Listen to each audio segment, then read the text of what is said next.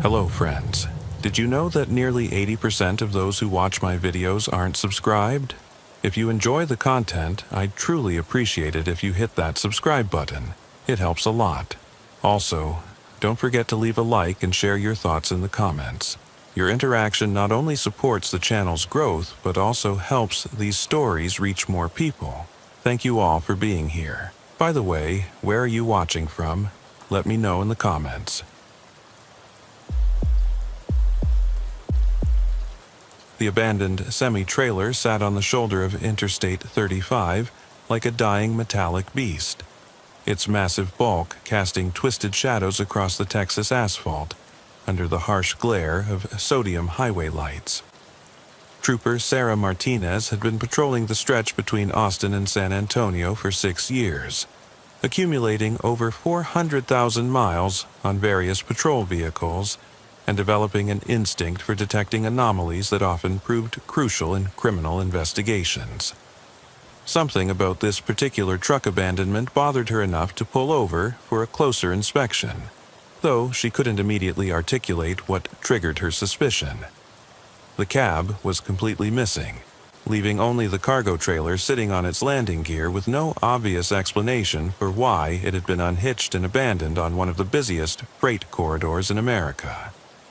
The trailer's position was strategically placed in a location with minimal visibility from the main highway, tucked behind an overpass support structure that would make it invisible to most passing traffic. This wasn't a random abandonment. It showed signs of deliberate placement by someone who understood traffic patterns and surveillance limitations. Unit 47 to dispatch. I've got an abandoned commercial trailer at mile marker 198 southbound. No cab visible. Trailer appears to have been sitting here for some time based on dust accumulation and vegetation growth around the landing gear. Running the VIN and DOT numbers to check for theft reports. Copy Unit 47. Be advised we've had 3 separate reports of unusual odors in that area from passing motorists over the past week. Possible chemical spill or hazmat situation. Exercise caution during your investigation. Martinez stepped out of her patrol cruiser into the oppressive Texas heat that even at 2:15 a.m. still radiated from the asphalt with an intensity that made her uniform immediately uncomfortable. The smell hit her like a physical assault. The unmistakable, nauseating stench of decomposition mixed with harsh industrial chemicals that burned her nostrils and triggered an immediate gag reflex. Her hand instinctively moved toward her radio as she approached the trailer's rear doors, noting the heavy-duty padlock that secured the cargo area and the presence of multiple air fresheners hanging from various attachment points around the vehicle. The trailer bore legitimate Department of Transportation numbers and shipping company markings for Lone Star Logistics, a name that seemed familiar but that she couldn't immediately place in her memory of routine traffic stops and commercial vehicle inspections. The permit stickers were current and properly displayed, but close examination revealed they showed signs of being recently applied over older, partially removed decals, a common tactic used by criminals to disguise stolen or illegally modified vehicles. Dispatch, Unit 47. I'm detecting strong chemical odors consistent with possible decomposition. The smell is overwhelming and appears to be coming from inside the trailer. Requesting backup, hazmat team and supervisor to mile marker 198. Also need you to run a comprehensive company check on Lone Star Logistics out of Houston, including any theft reports or suspicious activity reports. Copy Unit 47. Backup units dispatched, ETA 15 minutes. Hazmat team has been notified and is en route from Austin. Running the company information now and will advise. While waiting for backup to arrive, Martinez conducted a thorough external examination of the trailer, photographing everything with her phone and documenting details that might prove crucial to understanding what she was dealing with. The refrigeration unit was running, but set to an unusually low temperature, nearly freezing. which would be inappropriate for most legitimate food transport operations, and suggested the cargo required extreme preservation measures. More concerning were the dark, rust-colored stains visible around the trailer's rear doors and along the bottom edge of the cargo compartment. The stains had the appearance of dried blood that had seeped through door seals and accumulated over time. Additionally, someone had hung industrial-grade air fresheners from every available attachment point, the kind used in meat processing facilities to mask organic odors, not the typical pine-scented varieties found in most commercial vehicles. The company information came back with troubling details that immediately escalated the situation from routine investigation to potential major crime scene. Lone Star Logistics was indeed a legitimate shipping company with offices in Houston, but this particular trailer had been reported stolen from their facility 3 weeks earlier during overnight hours with no witnesses. The theft report indicated that company security had assumed the trailer was being used for cargo theft or illegal transportation, but they had no way of tracking its location once it disappeared from their secured lot. Unit 47, be advised that trailer is reported stolen as of 21 days ago. Company reports they have no idea what cargo might be inside or who might have taken it. Suggest treating this as a potential major crime scene until we can determine contents and situation. Copy dispatch. Establishing perimeter and treating area as potential crime scene until backup arrives and we can safely investigate contents. Detective Ray Castellanos arrived with the first backup unit, bringing bolt cutters, crime scene equipment, and 15 years of experience with the Texas Rangers, specializing in interstate criminals activity. His presence indicated that the Texas Department of Public Safety was taking the situation seriously and preparing for the possibility that this was more than a simple vehicle abandonment. Talk to me, Martinez. What exactly are we looking at here? Give me everything you've observed and your instincts about what we might be dealing with. Stolen refrigerated trailer, temperature set way too low for normal food, cargo transport, obvious decomposition odors that are getting stronger as the night progresses, enough industrial air fresheners to stock a slaughterhouse, and bloodstains around the door seals. My gut says we've got human remains in there, probably multiple victims based on the intensity of the smell. Let's find out what we're dealing with. I want you to stand back while I cut this lock and be ready for anything. If this is what we think it is, we're about to see something that's going to haunt us for a long time. The padlock yielded to the bolt cutters with a sharp metallic snap that seemed to echo across the empty highway. Neither officer was prepared for the horror that greeted them when the trailer doors swung open with a pneumatic hiss. The cargo area had been completely converted into a mobile processing facility that defied every assumption about criminal behavior and organization they had ever encountered. Stainless steel tables lined both walls of the trailer's interior, each equipped with industrial-grade meat grinders, bone saws, vacuum packaging equipment, and commercial refrigeration units. The floor was covered with rubberized mats designed for easy cleanup, and overhead lighting provided the kind of illumination found in professional meat processing facilities. And scattered throughout this mechanized chamber of horrors were human remains in various stages of dismemberment and packaging. Jesus fucking Christ, Castellanos whispered, immediately backing away from the trailer and fighting to control his gag reflex. This isn't just murder. This is industrial-scale human butchery. We've got a mobile slaughterhouse that's been traveling our highways processing human beings like livestock.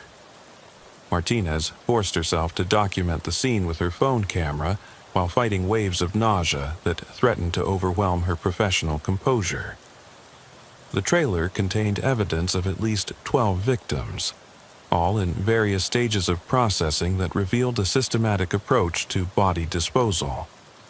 Some corpses had been completely dismembered and vacuum-packed in portions labeled with cryptic shipping codes and destination addresses. Others were still partially intact on the processing tables, suggesting that the operation had been interrupted recently when the trailer was abandoned. Unit 47 to dispatch. We need the full crime scene unit, medical examiner, FBI, and immediate media lockdown. We've got multiple homicides with evidence of highly organized criminal activity. This is going to be a major investigation requiring federal resources. Also requesting supervisor and public information officer to manage media response when this gets out. Copy Unit 47. All requested resources have been dispatched. FBI field office in San Antonio has been notified and is sending a team. Implementing media blackout until scene is secured and initial investigation completed. The investigation that followed would become one of the largest and most disturbing serial killer cases in Texas history, involving multiple agencies and revealing a criminal enterprise that had been operating undetected for months while traveling America's interstate highway system. The trailer had been used as a mobile body disposal facility, traveling between multiple kill sites to process victims and distribute remains across state lines in a deliberate attempt to confuse law enforcement and avoid detection. Dr. Emily Rodriguez, the Texas State Medical Examiner, arrived at dawn with a team of forensic specialists and immediately recognized that they were dealing with something unprecedented in her 20-year career. The level of organization and technical sophistication suggested a perpetrator with extensive knowledge of anatomy, meat processing, and commercial transportation systems. This isn't the work of a typical serial killer operating from impulse or psychological compulsion, Dr. Rodriguez explained during the initial task force briefing held in a conference room at the Austin field office. The level of organization, technical skill, and systematic approach indicates someone with professional experience in anatomy and meat processing industries. The killer has been treating human bodies exactly like livestock, processing them for efficient distribution and disposal. What we're seeing here represents a complete industrialization of murder that I've never encountered in 3 decades of forensic investigation. This person has turned serial killing into a business operation with supply chains, processing procedures, and distribution networks. The FBI's Behavioral Analysis Unit joined the investigation when forensic analysis revealed that some of the packaged human remains had been labeled with shipping addresses spanning 7 different states across the Southeast and Midwest. Special Agent Patricia Wells, a 20-year veteran of the Bureau's most complex serial killer investigations, led the federal team and brought resources and expertise that local law enforcement agencies could never provide independently. We're dealing with an extremely organized offender who's been operating for an extended period, possibly years, and has developed a sophisticated system for victim acquisition, processing, and disposal, Agent Wells explained to the Joint Task Force during their first operational meeting. The use of commercial transportation infrastructure suggests someone with insider knowledge of the trucking industry, DOT regulations, and law enforcement patrol patterns. This perpetrator has been using the interstate highway system as both hunting ground and distribution network, selecting victims based on opportunity and vulnerability while maintaining mobility to avoid detection. The level of planning and execution suggests military or law enforcement training, combined with technical skills that could have been acquired through legitimate employment in food processing or medical industries. The breakthrough in victim identification came when Martinez remembered encountering Lone Star Logistics during a routine commercial vehicle inspection 2 months earlier. She had stopped one of their trucks for an equipment violation and noticed unusual behavior from the driver, a man who seemed extremely nervous despite the routine nature of the stop, and who refused to allow inspection of his cargo area, claiming it contained sensitive medical equipment that could be damaged by exposure to heat and light. I wrote him a warning citation for a defective taillight, but something about his behavior bothered me enough that I made detailed notes in my patrol log, Martinez told the task force during a strategy session. The driver was Marcus Webb, white male, 34 years old, Virginia driver's license, CDL valid with a hazmat endorsement. No outstanding warrants, but his level of nervousness was completely disproportionate to a minor equipment violation. What really stood out was his insistence that I not inspect his cargo area. He claimed to be transporting medical specimens that required constant refrigeration and couldn't be exposed to outside air. At the time, it seemed like a legitimate concern, but now I'm wondering if I was looking at our killer 2 months ago. The driver's license information led investigators to Marcus Webb, a 34-year-old former veterinary technician who had been terminated from several animal hospitals across Virginia and North Carolina for inappropriate conduct involving deceased animals. Employment records revealed a pattern of increasingly disturbing behavior that had escalated from professional misconduct to criminal activity over a 5-year period. Webb's employment history shows classic escalation patterns that we see in individuals developing pathological relationships with death and dismemberment, explained Dr. Patricia Reeves, the consulting forensic psychiatrist brought in to develop a psychological profile. He started with minor violations of professional protocols involving animal remains, progressed to suspected necrophilia with animal corpses, and eventually lost his veterinary license due to complaints about his behavior around deceased animals. The transition from animal subjects to human victims represents the final stage of his psychological development. The mobile processing facility allowed him to indulge his fantasies of control and dismemberment while maintaining the mobility necessary to avoid capture and continue his activities indefinitely. Surveillance of Webb's registered address led to a rural property outside Houston where investigators discovered his primary kill site, a converted barn that had been equipped with restraint devices, torture equipment, and additional body processing facilities that complemented the mobile operation. The property's isolation and specialized modifications suggested Webb had been planning and developing his criminal enterprise for years before beginning active operations. The barn facility shows the same level of technical sophistication as the mobile trailer, but with additional equipment for victim restraint and torture, crime scene supervisor Janet Mills reported after completing the initial survey. We found evidence of at least 20 additional victims processed at this location, along with detailed records of his activities dating back 18 months. Webb kept meticulous records of his victims, including photographs, personal information, and detailed notes about his processing procedures. He was treating this like a scientific experiment or business operation, constantly refining his techniques and expanding his capabilities. The investigation revealed that Webb had been systematically hunting victims along major interstate corridors throughout Texas, selecting vulnerable individuals who wouldn't be missed immediately, or whose disappearances might be attributed to voluntary departure. His target profile included hitchhikers, transient workers, runaway teenagers, and long-haul truckers traveling alone. He understood exactly which kinds of people law enforcement wouldn't immediately investigate if they disappeared. Detective Castellanos noted during a briefing on victim selection patterns.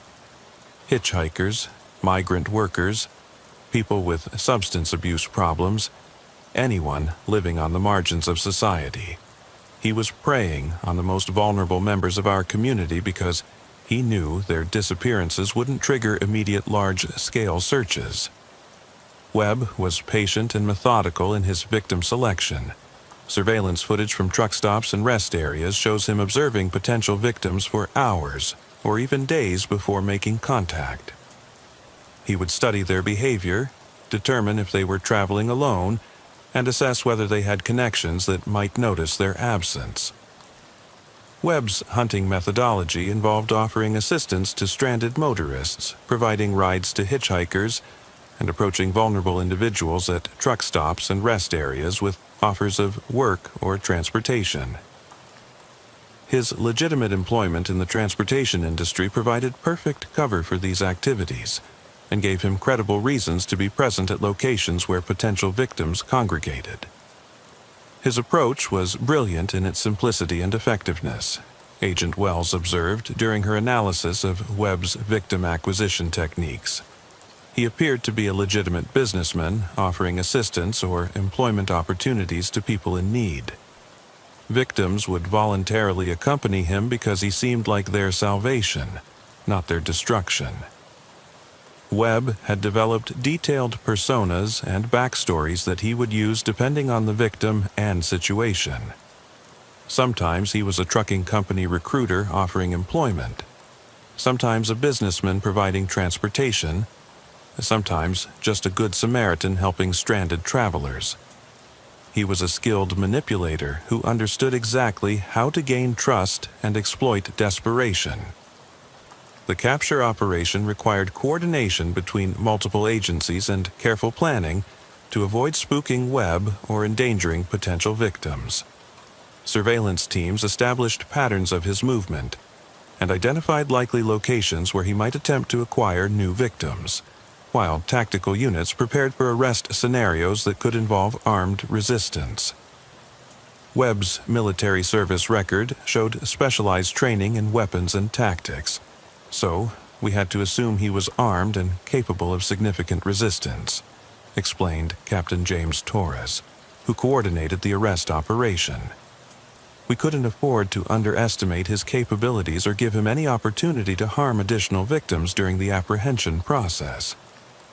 The arrest came during a coordinated operation at a truck stop near Dallas, where Webb was observed approaching a college student whose car had broken down in the parking lot. Surveillance teams watched as he offered assistance and began employing his standard victim acquisition techniques, unaware that the stranded motorist was actually an undercover officer, and the tactical teams were positioned throughout the area. We had him completely surrounded before he realized what was happening. Officer Janet Walsh, who played the role of the stranded victim, reported during the post-arrest debriefing. Webb was so focused on his victim acquisition process that he didn't notice the surveillance presence. When he produced restraints from his vehicle and began trying to convince me to go with him to a safer location, we knew we had him for attempted kidnapping with clear criminal intent. The arrest team found Webb's current vehicle contained restraint devices, sedatives, and detailed notes about his intended victim's schedule and vulnerabilities, along with maps marking potential processing locations and disposal sites throughout Texas.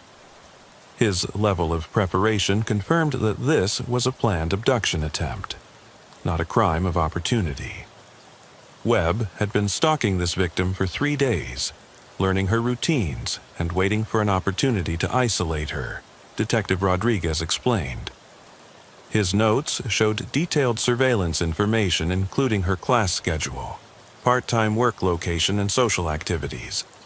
He knew more about her daily life than some of her friends did. During interrogation, Webb showed no remorse for his actions and described his victims in completely dehumanizing terms that revealed the depth of his psychological pathology. He spoke about human beings as if they were raw materials for his fantasies, expressing frustration that law enforcement had interrupted his research into optimal processing techniques and distribution methods. Webb viewed his victims as commodities to be harvested and processed efficiently, Dr. Reeves explained after conducting extensive psychological interviews.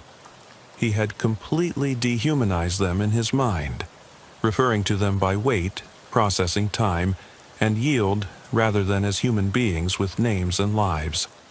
The mobile slaughterhouse was his way of living out elaborate fantasies of complete control and domination. His psychological profile reveals classic psychopathic traits combined with an obsessive need for organization and efficiency.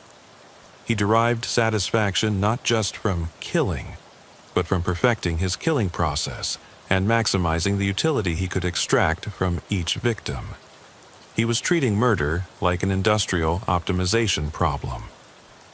The investigation revealed that Webb had been using legitimate shipping companies and package delivery services to distribute processed human remains to fictitious addresses across multiple states. Many packages had been marked as undeliverable and subsequently destroyed by shipping companies, who unknowingly participated in the disposal of murder victims. Webb exploited the legitimate shipping industry's processes for handling undeliverable packages, explained Postal Inspector David Park, who investigated the distribution network.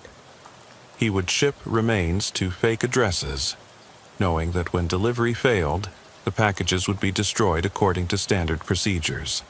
The shipping companies became unwitting accomplices in evidence disposal. The sophistication of this disposal method demonstrates Webb's understanding of both shipping industry practices and law enforcement investigation techniques. He knew that destroyed packages couldn't be recovered as evidence, and that tracking shipments across multiple carriers would be extremely difficult for investigators. Webb was eventually charged with 16 counts of first-degree murder, based on the victims identified from the mobile processing facility and the barn location. Additional charges included kidnapping, aggravated assault, and violations of federal laws regarding transportation of stolen property and interstate criminal activity. The evidence against Webb is overwhelming and includes physical forensics, victim identification, detailed records of his activities, and direct testimony from intended victims who escaped his attempts at abduction, District Attorney Maria Santos announced during the press conference following Webb's arrest. This represents one of the most comprehensive serial killer cases in Texas history, and we're confident that justice will be served for all of his victims. The trial revealed additional details about Webb's criminal enterprise that hadn't been previously disclosed to the public. Defense attorneys attempted to argue that Webb suffered from severe mental illness that prevented him from understanding the nature of his actions. But psychiatric evaluations concluded that while he exhibited psychopathic traits, he was legally competent and fully aware of the criminal nature of his behavior.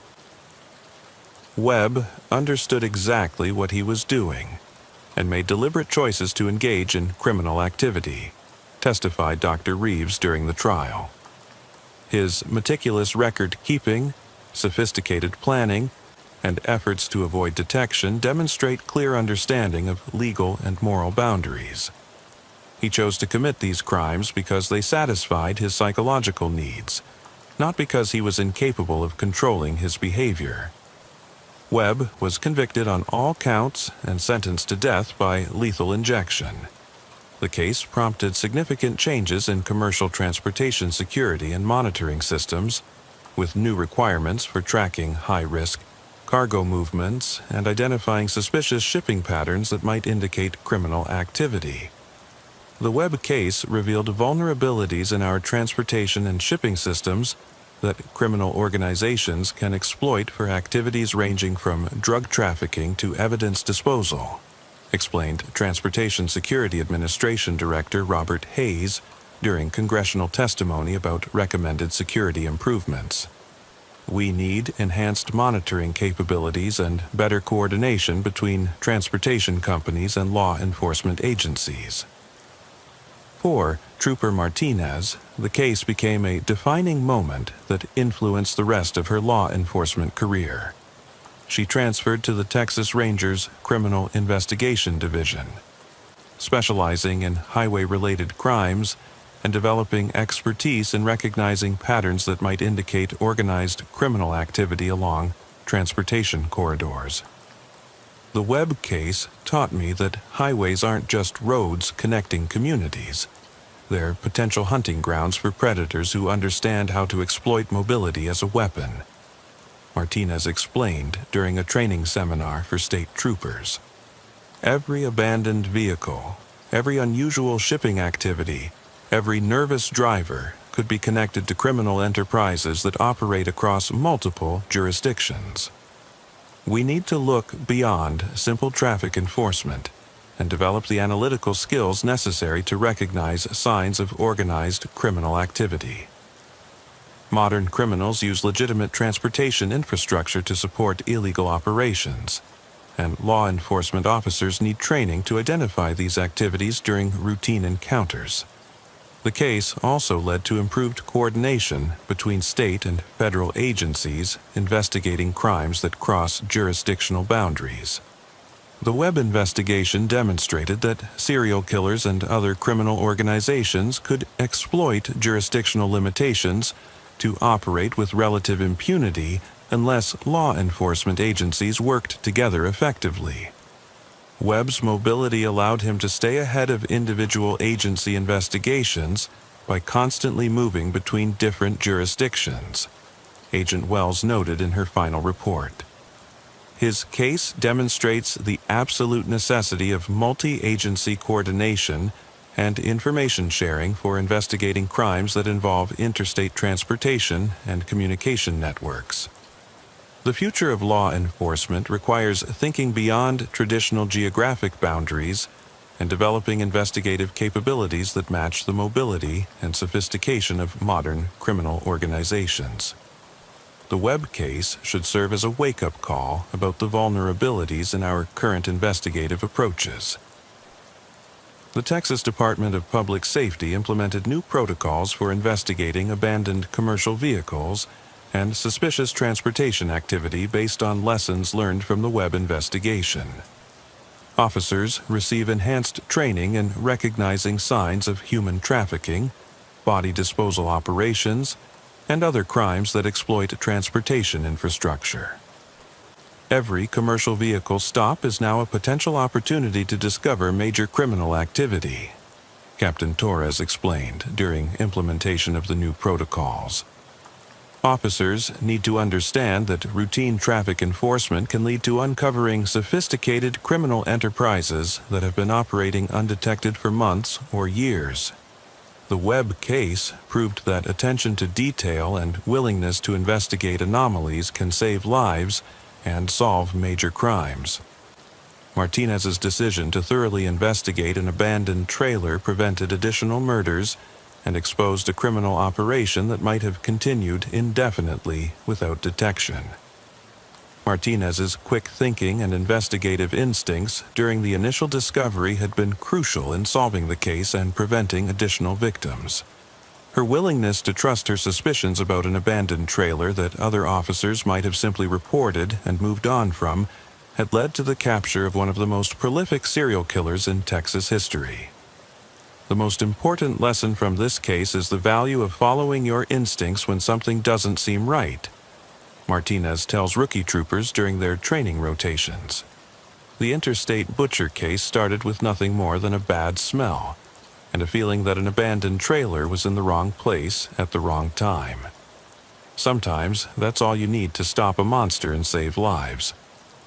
Law enforcement officers encounter thousands of vehicles and situations during their careers. Most are routine and forgettable, but occasionally you'll come across something that doesn't fit normal patterns. Those anomalies are opportunities to make a real difference, but only if you're willing to investigate thoroughly and trust your professional instincts. The abandoned trailer was eventually destroyed after serving as evidence in Webb's trial, but its discovery marked a turning point in how Texas law enforcement approaches highway-related crimes. The case demonstrated that serial killers could use commercial transportation infrastructure to operate on a scale previously thought impossible for individual criminals. Webb showed us that the interstate highway system can be weaponized by intelligent predators who understand how to exploit its anonymity and mobility advantages, Agent Wells concluded in her case analysis report. His operation represents a new category of serial killer that requires enhanced investigative techniques and multi-agency coordination to detect and apprehend. The case also highlights the importance of transportation industry security and the need for better monitoring of commercial vehicle activities. Criminal organizations will continue to exploit weaknesses in our transportation infrastructure until we develop more sophisticated detection and prevention capabilities. The Texas Department of Public Safety created a new Highway Criminal Activity Detection Unit based directly on lessons learned from the Webb investigation. The unit specializes in identifying patterns of criminal behavior that exploit transportation infrastructure and coordinates with federal agencies to investigate complex cases involving multiple jurisdictions.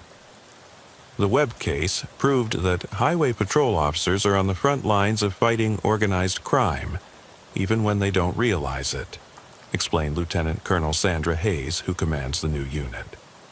A routine traffic stop or vehicle inspection can lead to discovering criminal enterprises worth millions of dollars and saving dozens of lives. We need officers who understand this responsibility and are trained to recognize the signs.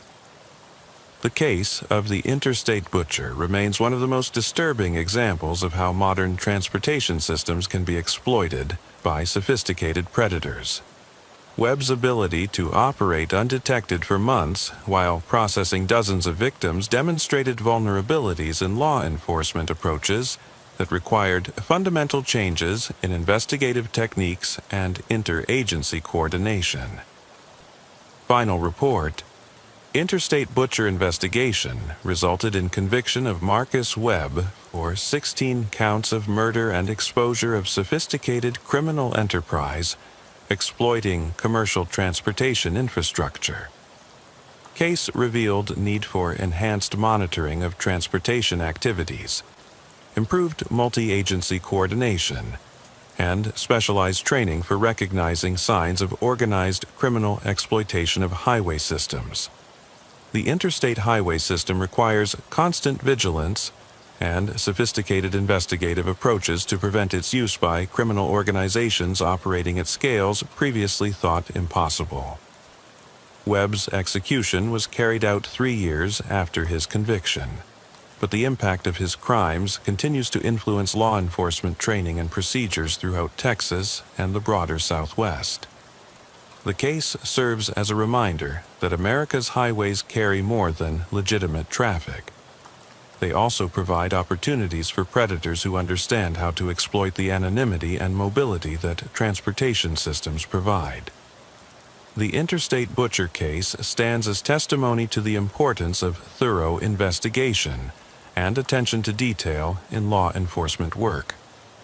A routine patrol stop that could have been dismissed as simple vehicle abandonment instead became the key to solving one of the most sophisticated and disturbing serial killer cases in American history, demonstrating that extraordinary crimes can be hidden behind the most ordinary appearances. The license plate came back stolen, but that wasn't what made Officer Jennifer Lopez decide to pursue the white cargo van speeding northbound on Interstate 5 through the pre-dawn darkness of Central California.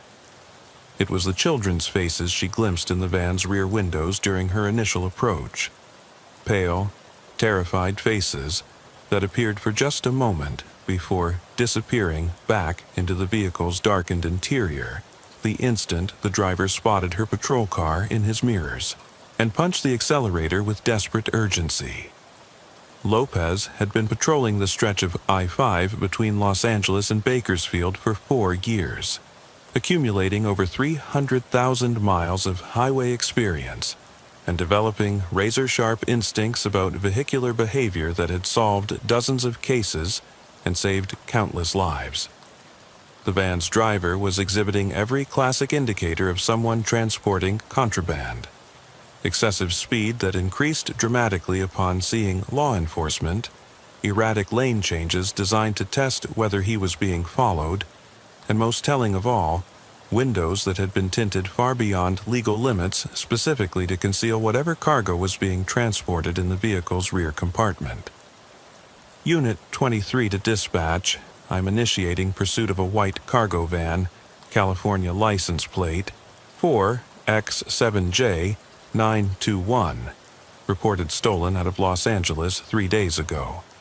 Vehicle is traveling northbound on I-5 at mile marker 156, current speed approximately 85 miles per hour and climbing. I observed what appeared to be multiple juvenile passengers in obvious distress before the driver accelerated to evade contact. Copy Unit 23. Backup units have been dispatched to assist with pursuit. Supervisor and air unit are en route. Be advised the stolen vehicle was reported by Enterprise Rental as taken from their LAX location under false identity. FBI has been notified due to potential interstate criminal activity. The pursuit began as what appeared to be a routine stolen vehicle recovery, but quickly escalated into something far more sinister when the van's driver refused to yield, despite Lopez's emergency lights and siren creating a cacophony of sound and light designed to compel compliance. Instead of pulling over, the vehicle accelerated to dangerous speeds while weaving through the sparse early morning traffic with complete disregard for public safety or the laws of physics governing high-speed vehicle dynamics. Lopez could see the driver constantly checking his mirrors with the paranoid intensity of someone whose freedom depended on outrunning law enforcement. And occasionally, small faces would appear at the van's rear windows for brief moments before being violently pulled back into the darkness by unseen hands. The glimpses were fleeting but unmistakable. Children's faces showing terror and desperation that no acting could simulate. Unit 23 to dispatch. Pursuit continuing northbound. Driver is showing extreme resistance to stopping and endangering civilian traffic. I'm continuing to observe multiple juveniles in the suspect vehicle. Definitely a kidnapping or human trafficking situation. Request immediate supervisor and federal assistance. This is not a simple stolen vehicle case. Copy Unit 23. CHP Air Unit 7 Alpha and FBI field agents are en route to your location. Maintain pursuit but exercise extreme caution due to potential victims in the suspect vehicle. Do not engage in aggressive pursuit tactics that might endanger the children. As the pursuit continued through the darkness, Lopez began noticing details that confirmed her worst suspicions about what she was dealing with. The van bore hastily applied commercial markings for Rodriguez Cleaning Services, with a phone number that was missing the final 2 digits, a common tactic used by criminal organizations to create the appearance of legitimacy while ensuring the contact information couldn't be traced back to real businesses or individuals. More concerning was what she could observe through the van's rear windows when her patrol car's spotlight illuminated the interior during close approaches. The cargo area had been modified with bench seating and what appeared to be restraint points welded to the vehicle's frame. Modifications that were completely inconsistent with legitimate commercial cleaning operations, but perfectly suited for restraining unwilling passengers during forced transportation. This is Unit 23. I'm observing obvious vehicle modifications inconsistent with claimed commercial use. Interior appears to have been fitted with restraint systems designed for human cargo. Driver continues to show extreme evasion behavior and is now exceeding 95 miles per hour through construction zones. I need immediate assistance before this situation becomes a catastrophe. The van's driver was Roberto Martinez, though Lopez wouldn't learn his identity until after the arrest, and subsequent investigation revealed the full scope of his criminal activities. Martinez was a 42-year-old illegal immigrant with extensive connections to human trafficking organizations operating along the California-Mexico border, specializing in the transportation of kidnapped children from major urban areas to distribution points throughout Northern California and the Pacific Northwest, where they would be sold to buyers representing various illegal enterprises. Unit 23 to dispatch. Suspect vehicle is approaching the Interstate 99 junction. Driver appears to be considering which route to take, possibly trying to lose pursuit in the maze of highway interchanges. I'm maintaining visual contact, but need air support to prevent the suspect from escaping into rural areas where ground units would lose effectiveness. The California Highway Patrol's air unit arrived 23 minutes into the pursuit, providing crucial aerial surveillance that allowed ground units to coordinate containment efforts while maintaining safe distances from the suspect vehicle. From their elevated position, the helicopter crew could see details that ground-based officers couldn't observe, including the full scope of what they were dealing with inside the van. Air 7 Alpha to ground units. We have clear visual confirmation of 8 juvenile victims in the suspect vehicle. Children appear to be restrained and show obvious signs of physical distress. Ages appear to range from approximately 6 to 14 years old. Several appear to be injured or unconscious. Recommend immediate medical response to be standing by at containment location. Copy Air 7 Alpha. Medical units are being staged at multiple locations along the pursuit route. Continue monitoring and advise if you observe any changes in the condition of the victims or any indication that the suspect might harm them. The aerial perspective revealed the true horror of what Martinez had been transporting along California's highways. 8 children between the ages of 6 and 14 were crammed into the van's rear compartment, all showing signs of physical abuse, malnutrition, and psychological trauma that indicated they had been held captive for extended periods. Some appeared to be unconscious, possibly drugged to prevent resistance or escape attempts during transport. Air 7 Alpha to all units, this is definitely a major human trafficking operation. Multiple victims show signs of prolonged captivity and abuse. We need to end this pursuit safely and get these children immediate medical attention. Suspect appears to be armed based on objects visible in the front cab area. The pursuit reached a critical juncture when Martinez lost control of the van while attempting to navigate a highway on-ramp at excessive speed. The vehicle's high center of gravity and cargo weight distribution made it inherently unstable at high speeds, and when Martinez tried to take the curved ramp at nearly 80 miles per hour, physics took over where law enforcement tactics had failed. Unit 23 to all units. Suspect vehicle is losing control on the northbound 99 on-ramp. Vehicle is sliding sideways. It's going over. We have a rollover accident with multiple victims inside. The van rolled twice before coming to rest on its side, creating an immediate emergency rescue situation that required paramedics, firefighters, and specialized equipment to extract the victim safely while providing emergency medical treatment. Lopez was first on scene, working frantically with emergency responders to access the children trapped inside the wreckage, while Martinez was carefully extracted and airlifted to a trauma center with critical injuries. Unit 23 to dispatch.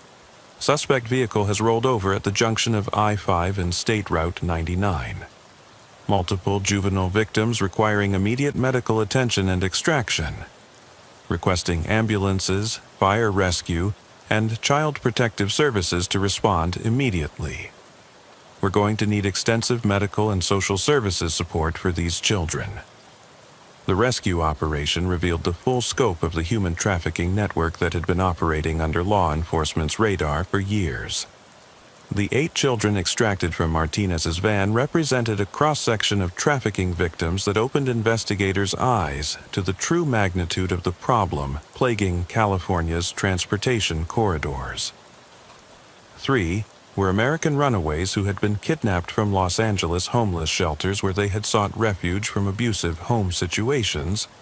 2 were undocumented immigrant children whose families had been promised safe passage to the United States in exchange for astronomical fees they could never afford to pay.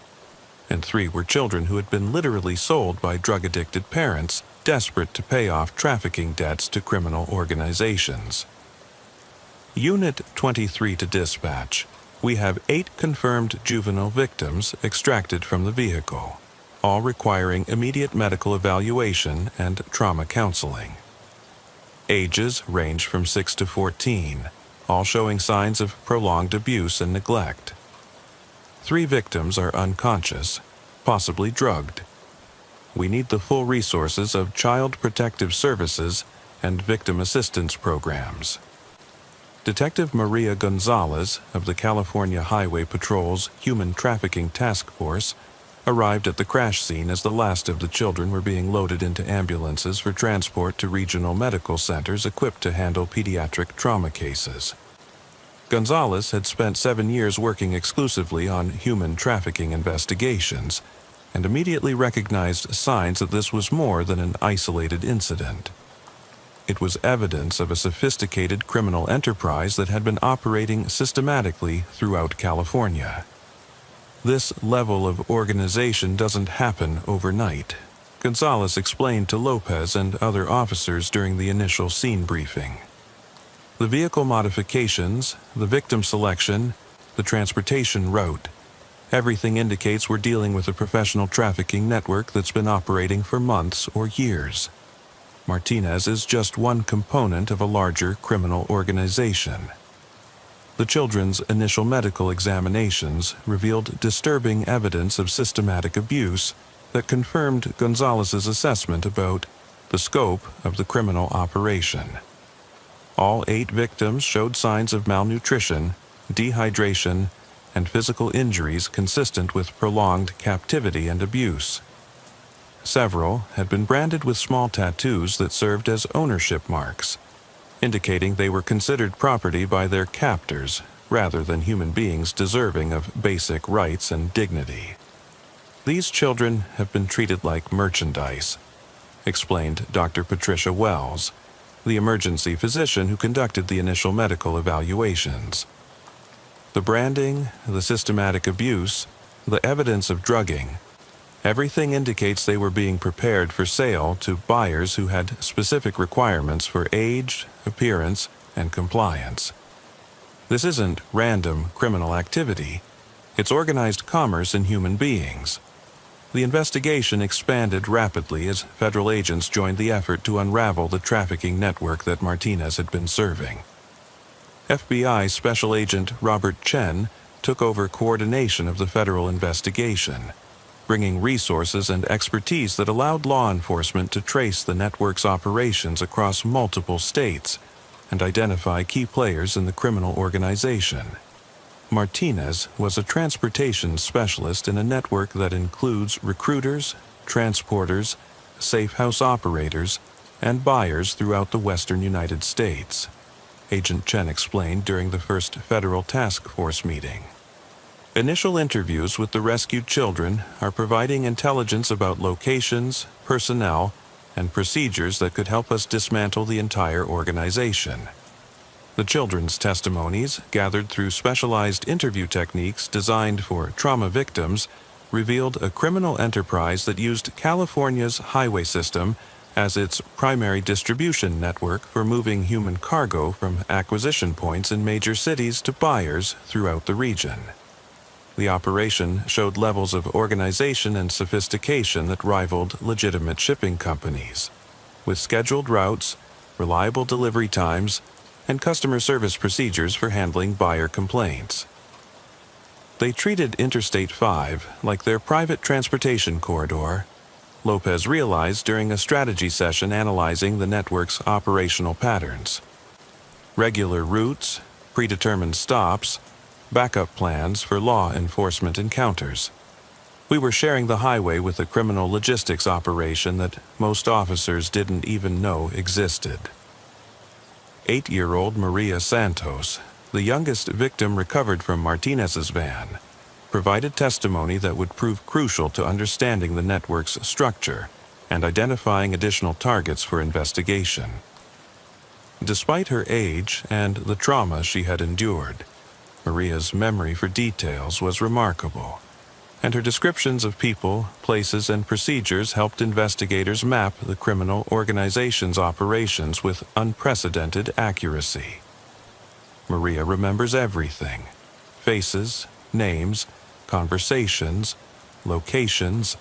Detective Gonzalez noted after conducting the initial interview using child-friendly techniques designed to minimize additional trauma. Her testimony is going to be essential for identifying other network members and locating additional victims who are still being held captive. Maria's account revealed that she had been kidnapped from a playground in East Los Angeles 3 weeks earlier, while her grandmother was briefly distracted by a phone call. The abduction had been conducted by a team of 3 people who used a staged accident to create confusion and distraction, while grabbing her and forcing her into a waiting vehicle. The level of planning and coordination indicated that this wasn't a crime of opportunity, but a carefully planned operation targeting a specific victim. They had been watching Maria and her family for days, learning their routines and identifying the best opportunity for abduction. Agent Chen explained after reviewing surveillance footage from the neighborhood where the kidnapping occurred. The perpetrators knew when Maria's grandmother would be at the playground, what route they walked, and how to create the distraction needed to grab her without witnesses. The investigation revealed that Martinez's trafficking route was part of a larger network that used Interstate 5 as its primary transportation corridor because the highway offered several strategic advantages for criminal operations. The route connected major urban areas where victims could be acquired with smaller communities where buyers operated with less law enforcement scrutiny, and the heavy commercial traffic provided perfect cover for vehicles that might otherwise attract attention. I-5 became their superhighway for human trafficking because it connects every major population center on the West Coast while passing through hundreds of miles of rural areas with minimal law enforcement presence, Detective Gonzalez explained during a briefing for patrol officers. They could acquire victims in Los Angeles, transport them through agricultural areas where CHP presence was limited, and deliver them to buyers in Sacramento, Portland, or Seattle with minimal risk of detection. The network's operational security included sophisticated counter-surveillance measures that demonstrated extensive knowledge of law enforcement procedures and patrol patterns. Traffic analysis revealed that Martinez had been successfully avoiding routine traffic stops and inspection checkpoints for months by using real-time information about CHP activities obtained through scanner equipment and corrupt informants within law enforcement agencies. They knew where we would be conducting traffic enforcement before we did, admitted CHP Captain Robert Hayes during an internal review of operational security. Scanner equipment, GPS tracking of patrol vehicles, and information from corrupt personnel gave them complete situational awareness about our activities. They were always one step ahead because they had better intelligence about our operations than we had about theirs. The corruption investigation that followed Martinez's arrest revealed the extent to which the trafficking network had infiltrated California law enforcement and government agencies. Sandra Williams, a civilian dispatcher with 23 years of service, had been providing real-time information about patrol assignments, checkpoint locations, and ongoing investigations to network coordinators in exchange for monthly payments that more than doubled her government salary. Williams's betrayal enabled the network to operate with virtual impunity for over 2 years, explained Internal Affairs investigator Captain Lisa Torres during the disciplinary proceedings. She provided schedules, locations, personnel assignments, and even details about ongoing investigations. The trafficking network always knew where our officers would be and what cases might threaten their operations.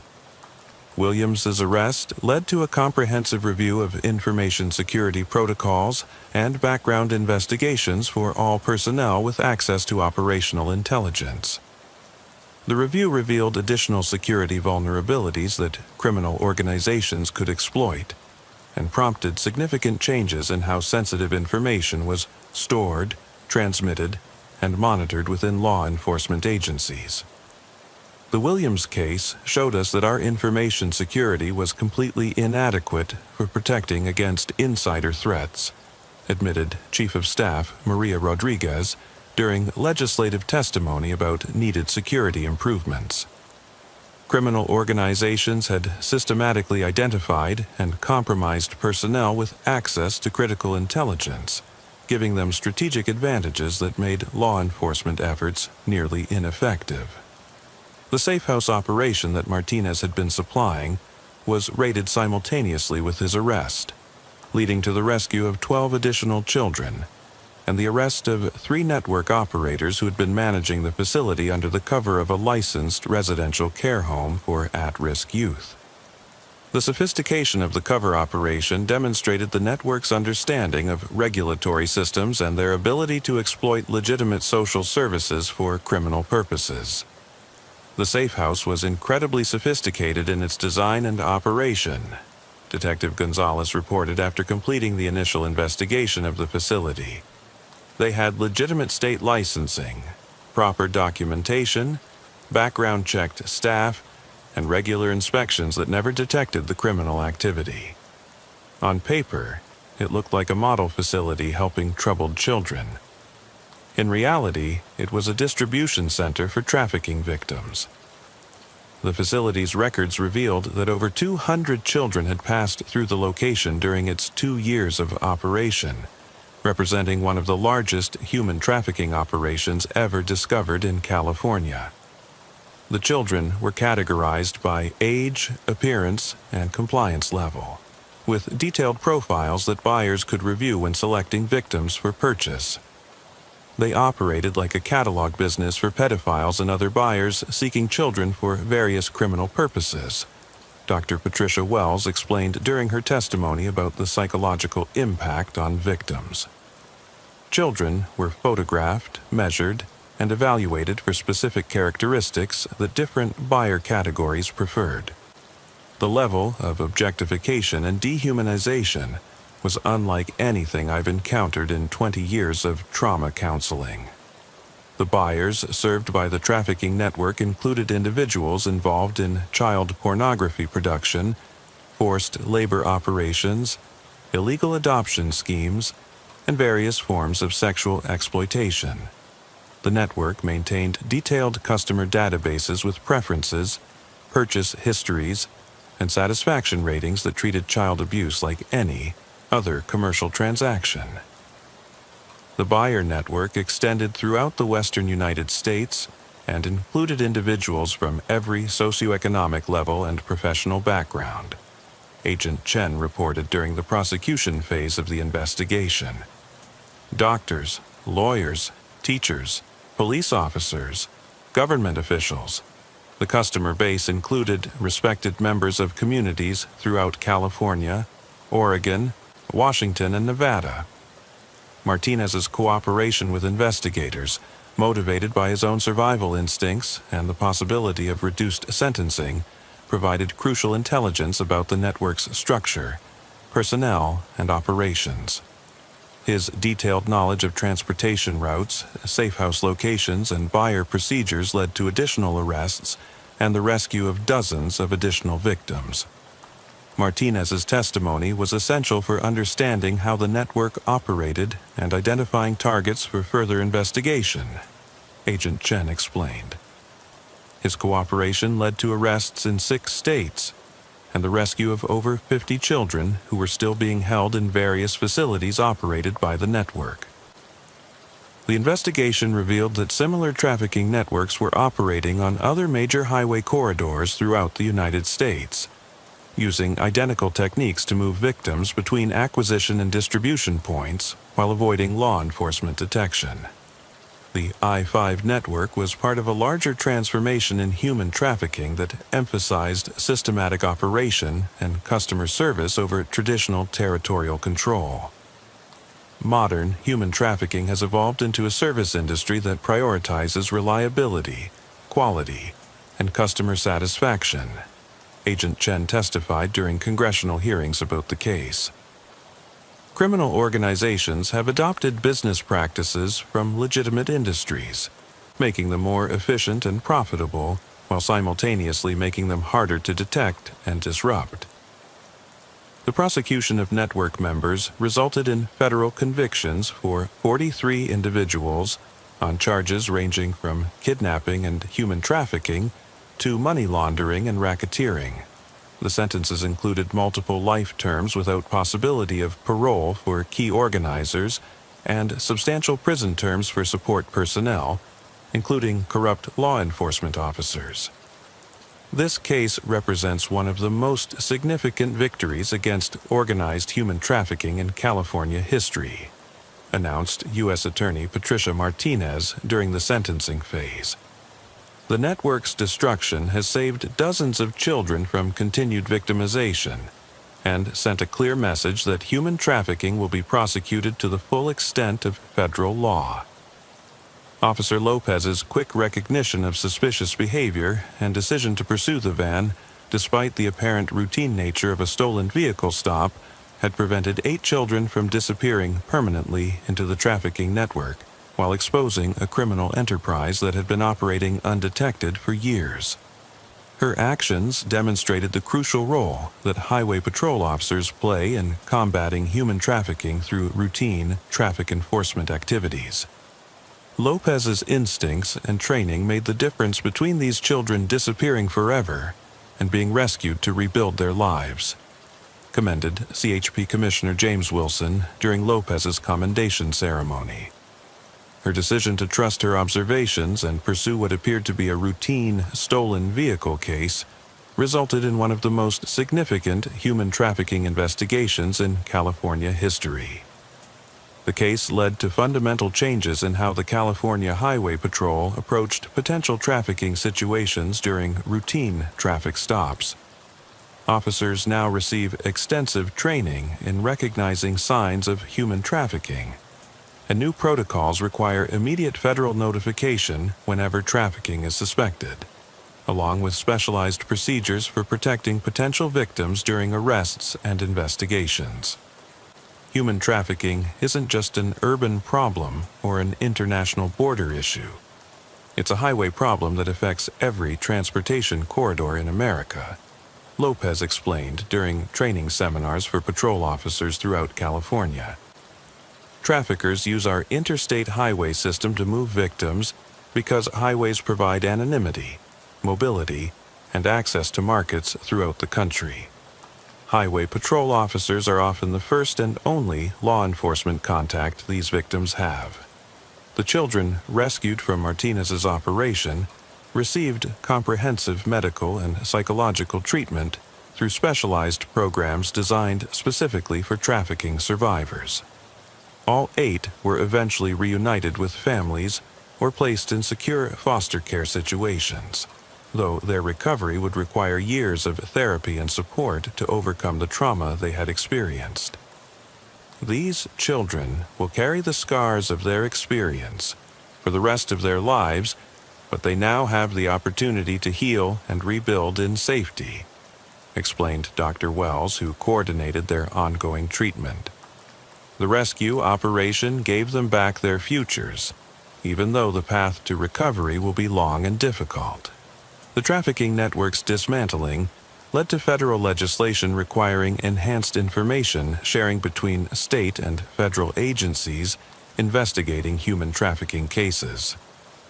The Martinez case demonstrated that effective counter-trafficking efforts required coordination and resource sharing that individual agencies couldn't provide independently. Fighting networks. This sophisticated requires network responses from law enforcement, Agent Chen concluded in his final case report. The trafficking organization had better coordination and information sharing than the agencies trying to stop them. Success against modern criminal enterprises requires unprecedented cooperation between local, state, and federal law enforcement at all levels. Lopez transferred to the California Highway Patrol's Human Trafficking Task Force after the Martinez case, specializing in highway-based trafficking operations, and using her experience to train other officers in recognizing subtle signs of trafficking activity during routine traffic enforcement. Her expertise proved invaluable for developing new investigative techniques and training programs. Every traffic stop is an opportunity to rescue a victim and disrupt a criminal organization, Lopez tells rookie officers during their specialized training rotations. Traffickers depend on our highway system for transportation, which means patrol officers encounter them regularly during routine enforcement activities. The key is knowing what to look for and having the courage to act on suspicious behavior even when it appears to be something routine. The Martinez trafficking network's destruction represented a significant victory against organized crime, but it also revealed the true scope of human trafficking operations using American highways as transportation infrastructure. The case demonstrated that interstate corridors required constant vigilance and sophisticated investigative approaches to prevent their exploitation by criminal organizations. The highways that connect our communities have also become the arteries through which criminal organizations transport their victims, Lopez reflected during a conference presentation about the case. Every mile of highway patrol coverage represents a potential rescue opportunity for trafficking victims, but only if officers are properly trained and supported in recognizing and responding to these situations. The I-5 human trafficking highway case established new standards for multi-agency cooperation in trafficking investigations and demonstrated the crucial role that highway patrol officers play in protecting vulnerable populations.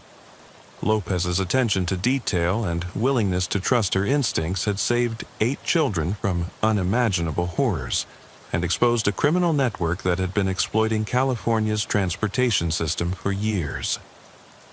Final report, I-5, Human Trafficking Highway Investigation, resulted in rescue of 8 juvenile victims, arrest of 43 network members, and dismantling of sophisticated criminal organization exploiting interstate transportation infrastructure. Case demonstrated need for enhanced training, improved multi-agency coordination, and specialized protocols for trafficking investigations. Highway patrol officers serve as the front line in protecting trafficking victims and disrupting criminal organizations that exploit transportation systems for illegal activities. The case serves as a powerful reminder that ordinary traffic stops can lead to extraordinary rescues when officers are properly trained and willing to investigate suspicious behavior. Lopez's routine patrol shift had uncovered one of the largest human trafficking networks in California history, demonstrating that vigilance and professional instincts remain the most important tools in law enforcement's fight against organized crime.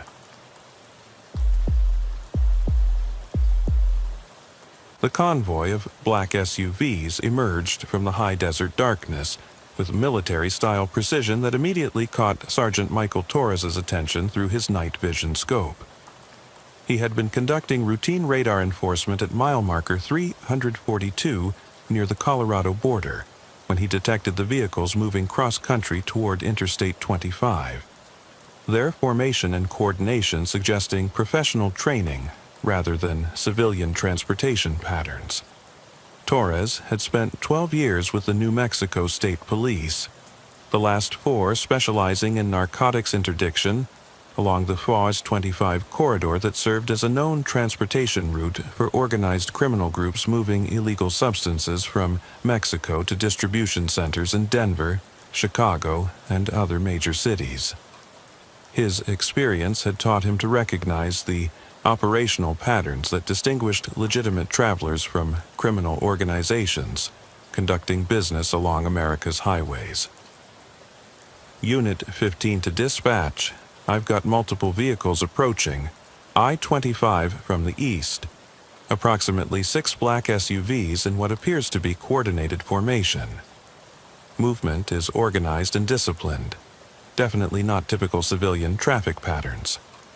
Appears to be a potential criminal convoy preparing to join northbound traffic. Requesting immediate backup and federal notification. Copy Unit 15. Can you provide vehicle descriptions and specific direction of travel? Are you in position to observe without being detected? Affirmative dispatch. All vehicles appear to be late-model black Chevrolet Suburbans, heavily tinted windows, maintaining approximately 200-meter spacing between units. They're approaching the highway access point at mile marker 342 and will likely join northbound traffic within the next 5 minutes. This has all the characteristics of a major drug transport operation. Torres positioned his patrol car behind a highway overpass support structure and used his surveillance equipment to observe the convoy as it reached the interstate. The lead vehicle conducted what appeared to be a systematic security check, surveying for law enforcement presence before signaling the other vehicles to proceed. The level of operational sophistication suggested these weren't typical street-level dealers, but members of a professional criminal organization with extensive training in avoiding law enforcement detection. Unit 15 to dispatch. Convoy has joined northbound Furlers 25. 6 vehicles total, maintaining disciplined spacing and speed control. Lead and trail vehicles appear to be providing security for center vehicles likely carrying contraband. This is definitely a high-value transport operation requiring immediate DEA notification and air support if available. Copy Unit 15. DEA Field Office has been notified and is dispatching agents. Air unit is being deployed from Albuquerque but won't reach your location for 30 minutes. Maintain surveillance but do not attempt interdiction without backup. These operations can involve dangerous individuals with access to serious weaponry. The convoy maintained strict adherence to posted speed limits and proper lane discipline, but Torres could observe through his scope that each vehicle contained multiple occupants. The professional behavior of the convoy members suggested extensive experience in evading law enforcement, and their coordination indicated access to sophisticated communication systems and planning capabilities. This is Unit 15, maintaining surveillance of suspected criminal convoy. Vehicles are displaying extreme tactical discipline and appear to be heavily staffed. Multiple occupants in each vehicle showing signs of coordinated operation. Request immediate notification of federal tactical response teams. This appears beyond normal state police capabilities. Torres followed the convoy at maximum safe distance while maintaining visual contact, using commercial traffic as cover to avoid detection by what he now realized were highly trained counter-surveillance operatives. The professional behavior of the convoy members suggested extensive experience in avoiding law enforcement, and their equipment indicated access to resources that were concerning for a state trooper operating alone. Unit 15 to dispatch.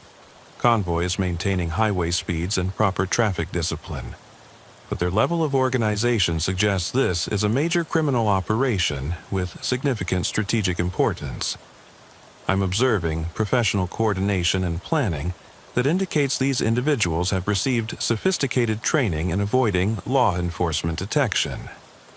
The convoy's destination became apparent when it began slowing near mile marker 385, approaching the truck stop complex that served as a major logistics point for commercial traffic heading north toward Colorado. Instead of stopping for fuel or rest, however, the convoy took the exit and proceeded to an industrial area behind the truck stop, where a large commercial semi-trailer was waiting with its cargo doors open. Unit 15 to dispatch. Convoy is conducting what appears to be a major cargo transfer operation at the Pilot truck stop industrial area. Large commercial trailer is pre-positioned for this operation. This is definitely a drug consolidation and distribution operation on a significant scale. Copy Unit 15. Backup units are 12 minutes out. DEA tactical team is en route from Albuquerque with estimated arrival in 25 minutes. Federal agencies have been notified and are coordinating response. Maintain observation position but do not engage until additional units arrive. Torres positioned himself where he could observe the transfer operation while remaining concealed behind industrial buildings and parked commercial vehicles. What he witnessed was a logistical operation that demonstrated remarkable efficiency and organization. The 6 SUVs formed a security perimeter around the semi-trailer, while specialized crews systematically transferred large packages from the vehicles to the truck's cargo area. Unit 15 to dispatch. Confirming major drug transfer operation in progress. I'm observing the systematic loading of what appears to be several hundred packages. each approximately 50-pound bundles consistent with wholesale narcotics packaging. Multiple individuals are providing security with what appears to be serious weaponry. The packages being transferred were clearly narcotics. Dozens of tightly wrapped bundles covered in plastic and tape, each requiring 2 people to handle efficiently. Based on the volume and the personnel required for the transfer operation, Torres estimated the convoy was moving over 3,000 pounds of illegal substances with a street value that could exceed $100 million. This is Unit 15, updating cargo estimate to over 3,000 pounds of narcotics being transferred to commercial trailer. This represents one of the largest drug shipments ever observed in New Mexico. Multiple armed individuals providing security, all showing signs of professional training and coordination. The transfer operation was completed in under 18 minutes, demonstrating the kind of efficiency that could only result from extensive planning, practice, and coordination. The convoy then divided into 2 groups, with 3 vehicles heading back toward Mexico and 3 continuing north toward Colorado, while the semi-trailer prepared to join regular commercial traffic on I-25. Unit 15 to dispatch, convoy is dispersing. 3 vehicles returning south toward Mexico, 3 continuing north toward Colorado. Semi-trailer with the transferred cargo is preparing to enter northbound Interstate 25 and blend with legitimate commercial traffic. How do you want to proceed with interdiction? Unit 15. DEA tactical team is still 15 minutes out. Do not attempt solo interdiction of the truck. Too dangerous for single officer engagement. Wait for backup and federal support before taking any enforcement action. But Torres faced the fundamental challenge that every narcotics officer confronts when dealing with major trafficking operations: allowing massive quantities of illegal substances to reach distribution networks while waiting for backup that might arrive too late to prevent the contraband from disappearing into the commercial transportation system. Unit 15 to dispatch. I understand the order to wait for backup, but this truck is about to enter regular traffic flow where it will be virtually impossible to distinguish from legitimate commercial vehicles. I cannot allow this quantity of drugs to reach Colorado distribution networks. Negative, Unit 15, that's a direct order. Wait for federal tactical support. The risk to officer safety is too high for solo engagement with professionally trained criminal operatives. Torres made the decision that would define the rest of his law enforcement career, understanding that this might be the only opportunity to prevent massive quantities of narcotics from reaching American communities. He activated his emergency lights and moved to intercept the semi-trailer, knowing that he was potentially facing a dangerous confrontation with professionally trained individuals who would not hesitate to use violence to protect their cargo. Unit 15, conducting traffic stop on northbound I-25, mile marker 387. Commercial vehicle New Mexico plates TRL 8847. Driver initially failing to yield and maintaining highway speed. I can see multiple occupants in the cab and suspect additional personnel may be concealed in the trailer. The truck driver initially ignored Torres's emergency lights, maintaining speed while apparently communicating with associates through radio or cellular devices. Torres could see the driver constantly checking his mirrors and suspected he was receiving tactical instructions on how to handle the law enforcement contact. Unit 15 to dispatch. Truck driver is failing to yield and appears to be communicating with other parties. I'm observing suspicious activity in the cab that suggests multiple occupants and possible weapons. Request immediate backup to my location. This situation is escalating. After nearly 3 miles of refusing to stop, the truck finally pulled over to the shoulder, but Torres immediately recognized that this wasn't a normal traffic stop. The driver positioned the trailer strategically near an overpass where approaching backup would be visible from a considerable distance, and Torres observed movement that suggested additional occupants were preparing for confrontation. Unit 15 to dispatch, truck has stopped, but I'm observing positioning and movement that suggests this is a tactical situation. Multiple occupants appear to be inside the trailer, and the driver has positioned the vehicle in a location that provides advantages for defensive operations. Unit 15, backup is 90 seconds out. Do not approach the vehicle until additional units arrive. Maintain defensive position and be prepared for serious resistance. Torres waited in his patrol car with his service weapon ready, watching for any sign of hostile activity from the semi-trailer, while maintaining radio contact with approaching backup units and the federal tactical team. His radio crackled with updates and coordination information, but he knew that 90 seconds could feel much longer when facing professionally trained adversaries. Unit 15 to all responding units, I'm in position behind the suspect trailer but maintaining safe distance. No movement visible from my position, but I have to assume multiple armed individuals are inside preparing for confrontation. Approach with extreme caution and be prepared for serious resistance. The confrontation began when the trailer's rear doors opened and 3 individuals emerged in a coordinated formation.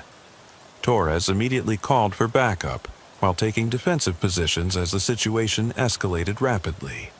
The individuals were clearly professionals with tactical training, but the arrival of backup units and federal agents prevented the situation from becoming more dangerous.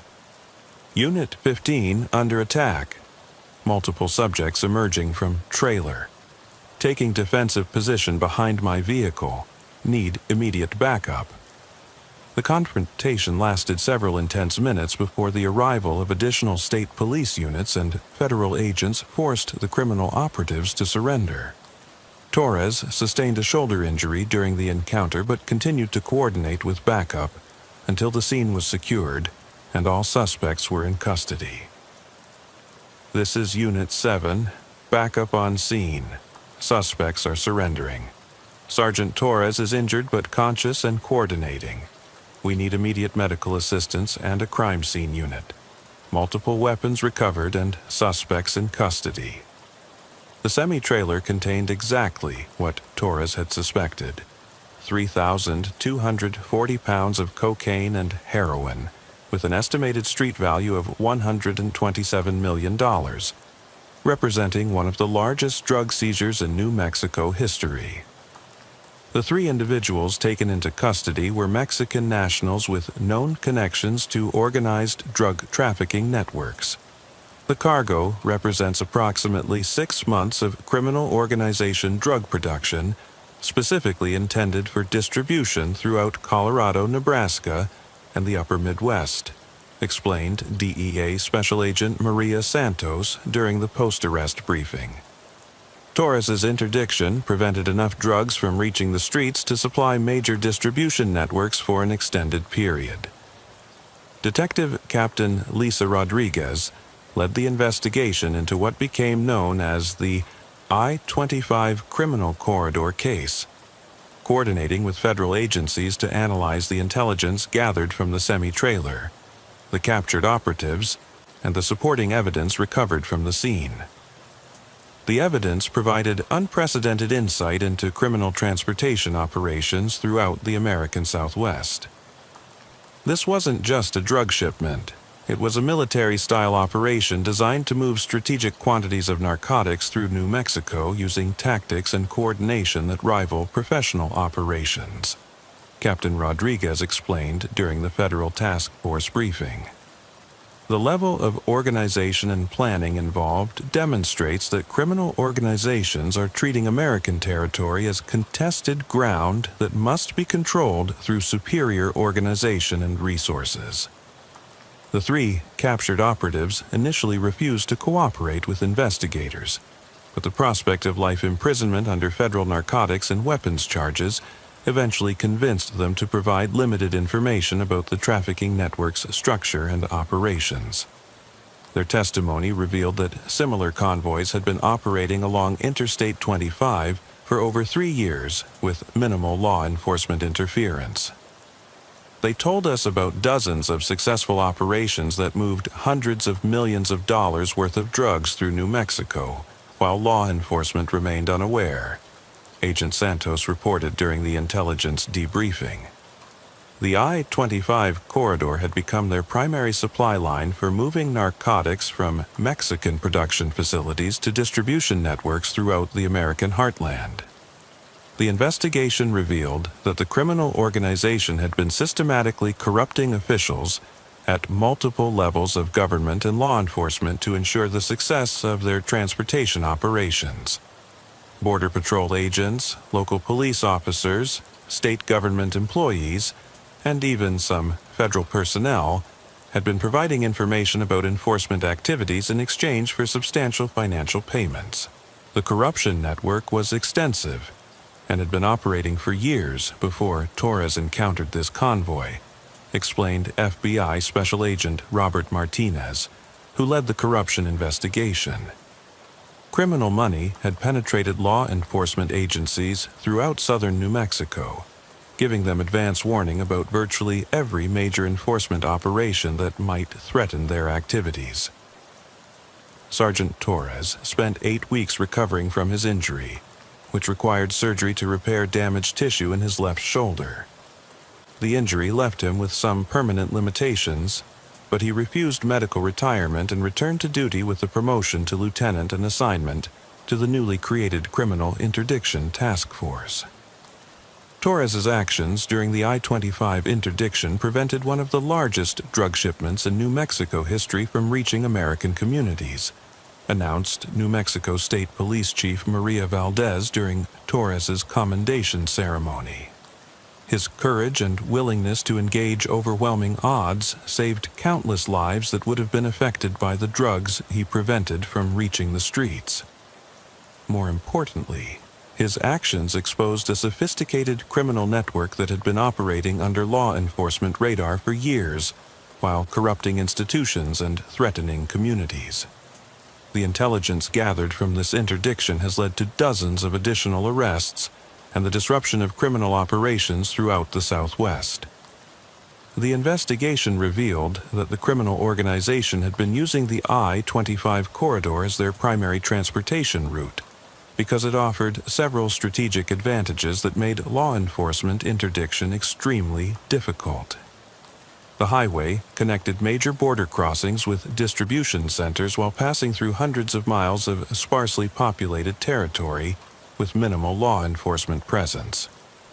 I-25 became their primary route for drug distribution because it provided everything they needed for successful trafficking operations, Agent Martinez explained during congressional testimony about criminal infiltration of American territory. Direct access to Mexico, minimal law enforcement coverage in rural areas, direct connections to major distribution centers, and corrupt officials providing intelligence about enforcement activities.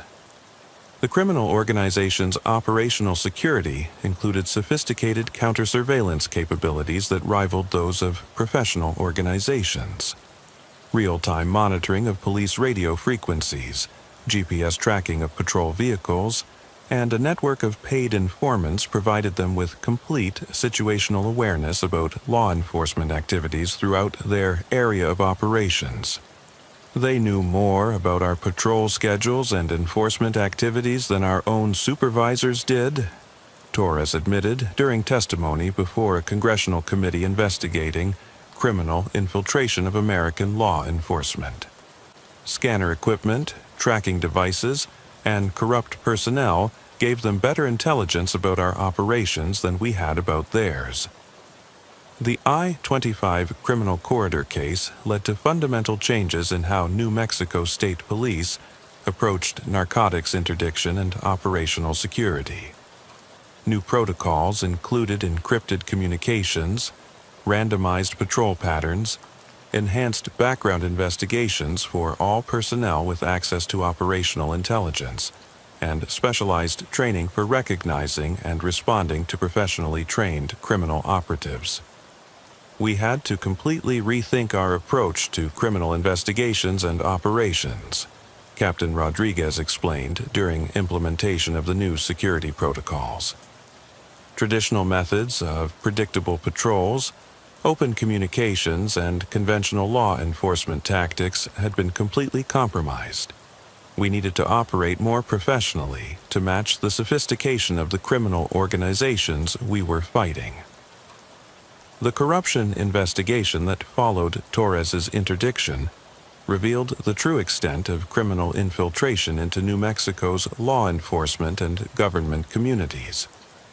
12 officials were arrested on charges ranging from accepting bribes to providing classified information to criminal organizations, including Border Patrol agents, local police officers, county sheriff's deputies, state government employees, and federal personnel. The criminal organizations had been implementing a long-term strategy of systematic corruption that took years to develop, explained FBI Special Agent Sarah Chen, who led the corruption investigation. They identified vulnerable personnel and gradually compromised them through financial incentives and other pressures. By the time we uncovered the network, they had access to real-time intelligence about virtually every major law enforcement operation in southern New Mexico. The most significant revelation came when investigators discovered that criminal organizations had been using legitimate businesses as fronts for their transportation and logistics operations throughout New Mexico. The truck stop where Torres had observed the drug transfer was owned by a shell company controlled by criminal finances, providing them with a secure facility for consolidating shipments and coordinating operations. They weren't just using our highways and corrupting our officials. They were purchasing the infrastructure they needed to support their operations, Agent Martinez noted during the business investigation phase. Gas stations, truck stops, warehouses, repair facilities, even some trucking companies were secretly owned or controlled by criminal money. They had created a complete logistics network hidden within legitimate American businesses. The financial investigation revealed that criminal operations in New Mexico generated over $500 million annually in revenue, most of which was laundered through legitimate businesses, real estate investments, and corrupt financial institutions. The scale of the economic activity had made criminal money an integral part of some local communities' economies. Entire communities were economically dependent on criminal money without most residents realizing the source of their prosperity, explained Treasury Department investigator David Park during the money laundering investigation. The criminal organizations had become major employers, property owners, and investors in legitimate businesses throughout southern New Mexico, creating economic relationships that made communities dependent on their activities. Torres's recovery was complicated not only by the physical injury, but also by the psychological impact of learning that he had been operating in territory that was effectively under criminal control for years. Department counselors helped him process the realization that his daily patrol routes had been under criminal surveillance. It's disturbing to realize that you've been operating in contested territory without knowing it, Torres reflected during a presentation to law enforcement officers from other states. Every day, I thought I was conducting routine patrol operations, but actually, I was being observed and assessed as a potential threat to their business operations. The criminal organizations knew more about my patrol patterns than my own supervisors did. The tactical lessons learned from the I-25 corridor case influenced law enforcement training throughout the Southwest. Officers learned to recognize signs of organized surveillance, to vary their patrol patterns unpredictably, and to approach suspected criminal operations with enhanced caution and preparation. We're not fighting traditional criminals anymore, Torres explained to rookie state troopers during their advanced training. Modern criminal organizations are sophisticated operations with better equipment, training, intelligence capabilities, and financial resources than many police departments. Officers need to understand that they're entering contested territory when they patrol areas where these organizations operate. The interdiction of the I-25 convoy led to a temporary disruption of criminal operations in New Mexico, but intelligence indicated that alternative routes were quickly established. The adaptability of criminal logistics networks demonstrated the challenge facing law enforcement agencies trying to disrupt organized trafficking operations. Stopping one convoy doesn't stop the criminal organizations.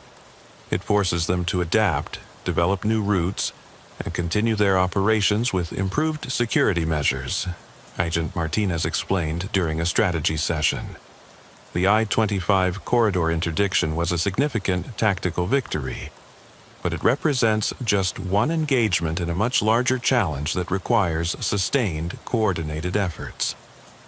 The case led to increased federal funding for state and local law enforcement agencies fighting criminal operations throughout the Southwest. The Department of Justice recognized that criminal organizations had evolved beyond traditional criminal groups into sophisticated operations that required enhanced law enforcement capabilities. Criminal organizations are engaging in what amounts to economic warfare against American communities, explained Deputy Attorney General Patricia Williams during congressional testimony about federal support for counter-criminal operations. They have better equipment, superior intelligence gathering capabilities, unlimited financial resources, and professionally trained personnel. Local and state agencies need federal support to fight them effectively. Torres continues to patrol I-25 as part of the Specialized Criminal Interdiction Unit, now equipped with enhanced equipment and supported by federal intelligence resources. His experience during the corridor interdiction transformed him from a traditional traffic enforcement officer into a specialist fighting sophisticated criminal organizations. The criminal organizations turned our interstate highways into contested corridors where billions of dollars worth of drugs move north and money moves south, Torres reflected during a recent interview.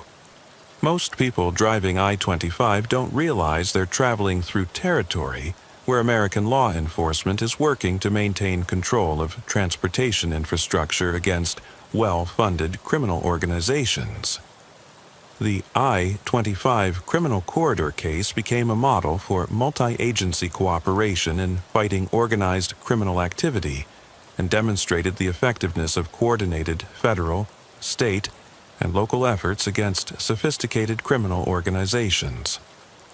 Final report: I-25 criminal corridor operation resulted in seizure of $127 million in narcotics, arrest of criminal operatives, and exposure of extensive corruption network.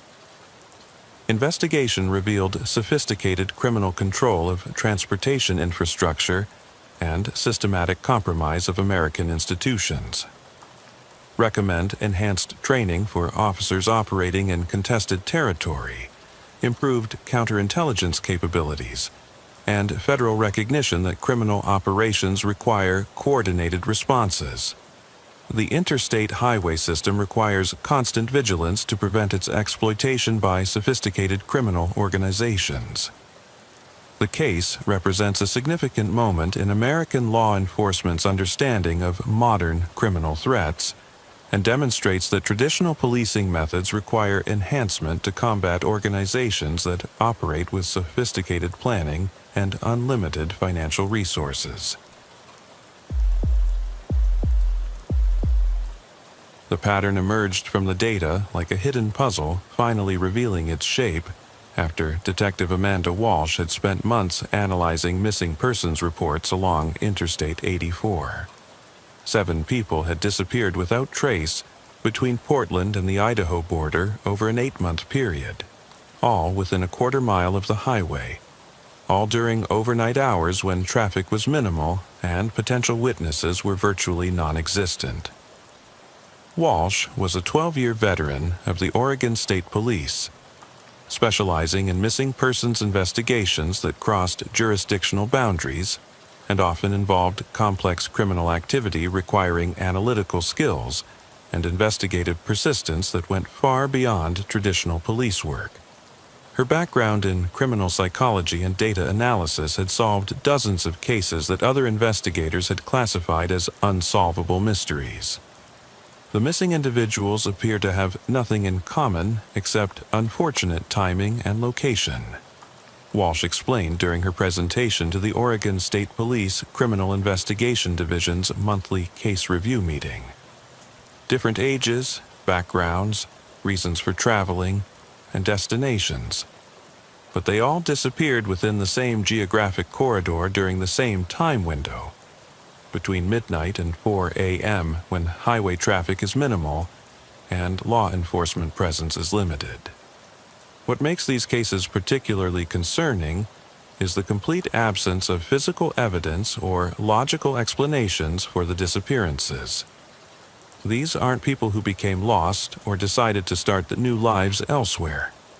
These appear to be systematic disappearances that suggest predatory behavior by someone who understands highway traffic patterns and law enforcement response procedures.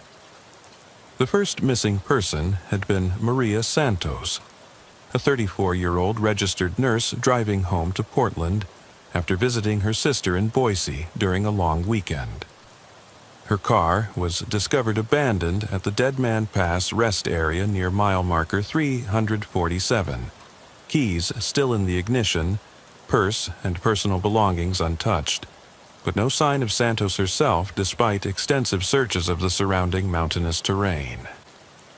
Santos's disappearance initially appeared to be an isolated incident, Walsh noted during her case presentation.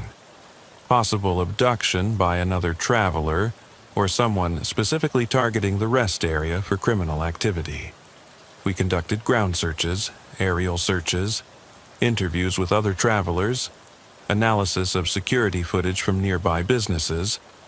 Everything came up empty. The investigation had initially focused on the possibility that Santos had been abducted by another rest area user, but extensive searches of the surrounding wilderness area yielded no evidence of her whereabouts. The case had gone cold after 6 weeks of intensive investigation, joining the growing number of missing persons cases that challenged law enforcement resources. The second disappearance occurred 3 weeks later and involved Robert Kim, a 45-year-old software engineer who vanished from the Cable Creek truck stop near mile marker 298 while driving to a technology conference in Portland. Security cameras showed him entering the facility's restroom at 2:17 a.m., but he never emerged, and his rental car remained in the parking lot with his luggage and expensive computer equipment untouched. Kim's case showed the same pattern as Santos. Sudden disappearance during overnight hours, no witnesses, no evidence of struggle, no apparent motive for voluntary departure, Walsh explained. The security footage confirmed he entered the restroom, but there were no cameras covering the rear exit or the area behind the building where someone could have been waiting. What made Kim's case particularly puzzling was that he had no reason to disappear voluntarily. Stable employment, healthy family relationships, and he was scheduled to give an important presentation at the conference the next morning. Everything indicated he was planning to complete his trip normally.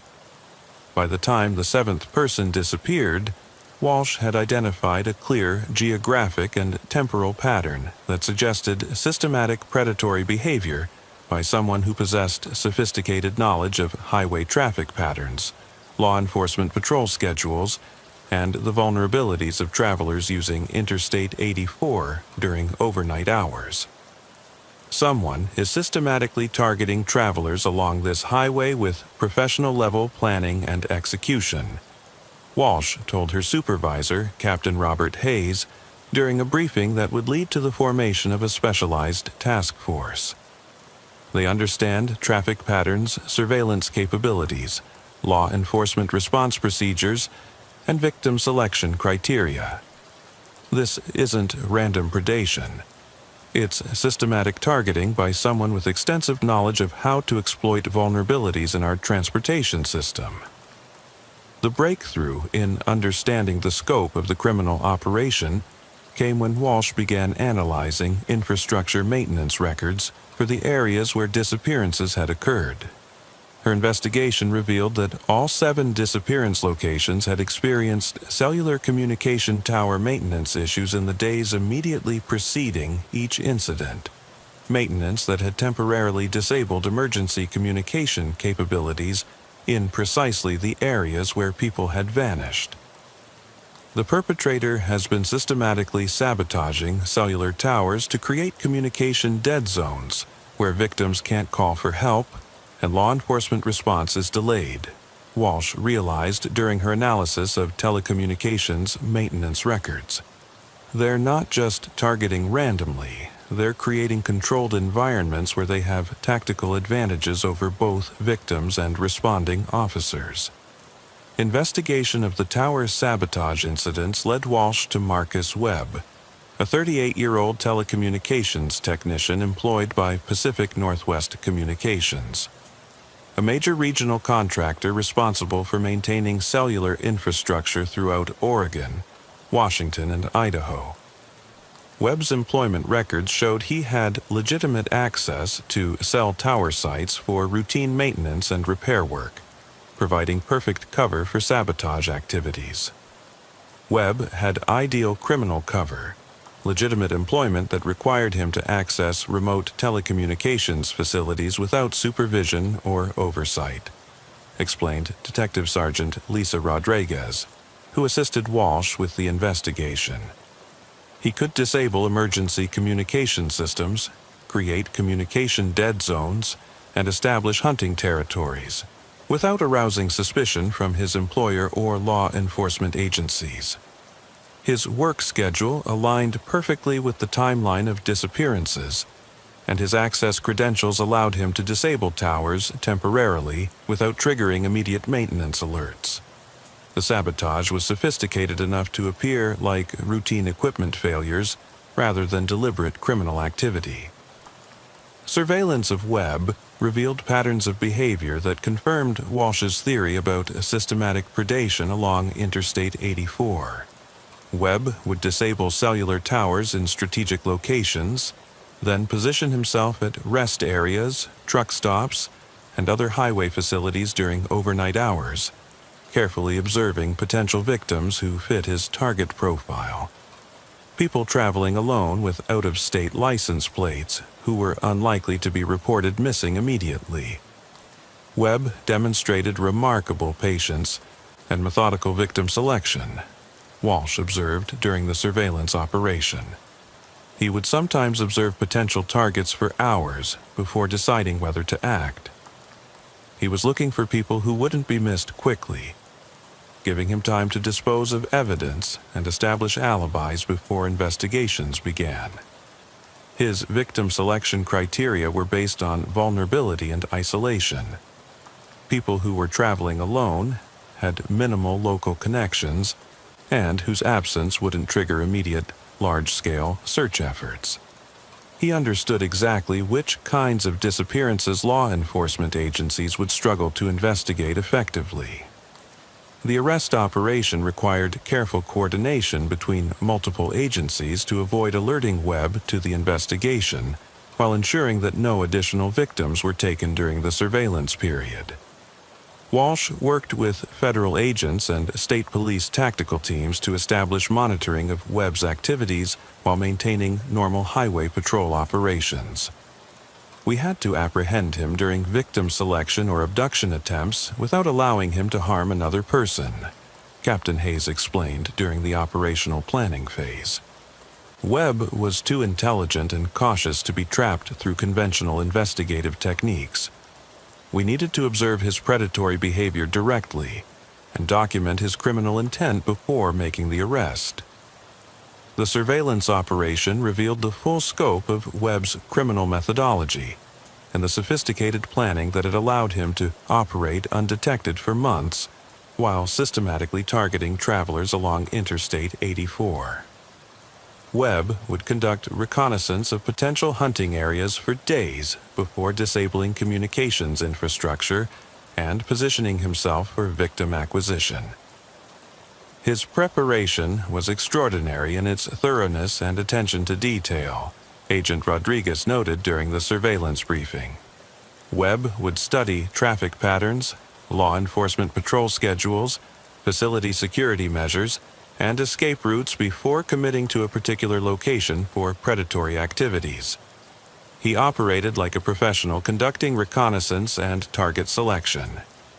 The operation was set when surveillance teams observed Webb disabling a cellular tower near mile marker 275, then positioning himself at the adjacent Mountain View rest area, where he had clear sight lines of arriving vehicles and multiple escape routes in case law enforcement responded to reports of suspicious activity. We had him under complete surveillance while he was conducting his predatory behavior, Walsh recalled during the post-arrest briefing. Webb spent over 3 hours in position, observing potential victims and assessing their vulnerability before Detective Rodriguez and I arrived in an unmarked vehicle playing the roles of stranded travelers. His approach methodology explained how he had successfully abducted 7 people without witnesses or evidence. Webb would offer assistance to stranded travelers, demonstrate knowledge of automotive problems to gain credibility, then suggest transporting them to nearby service facilities where help was supposedly available. Webb's method was effective because of its psychological manipulation.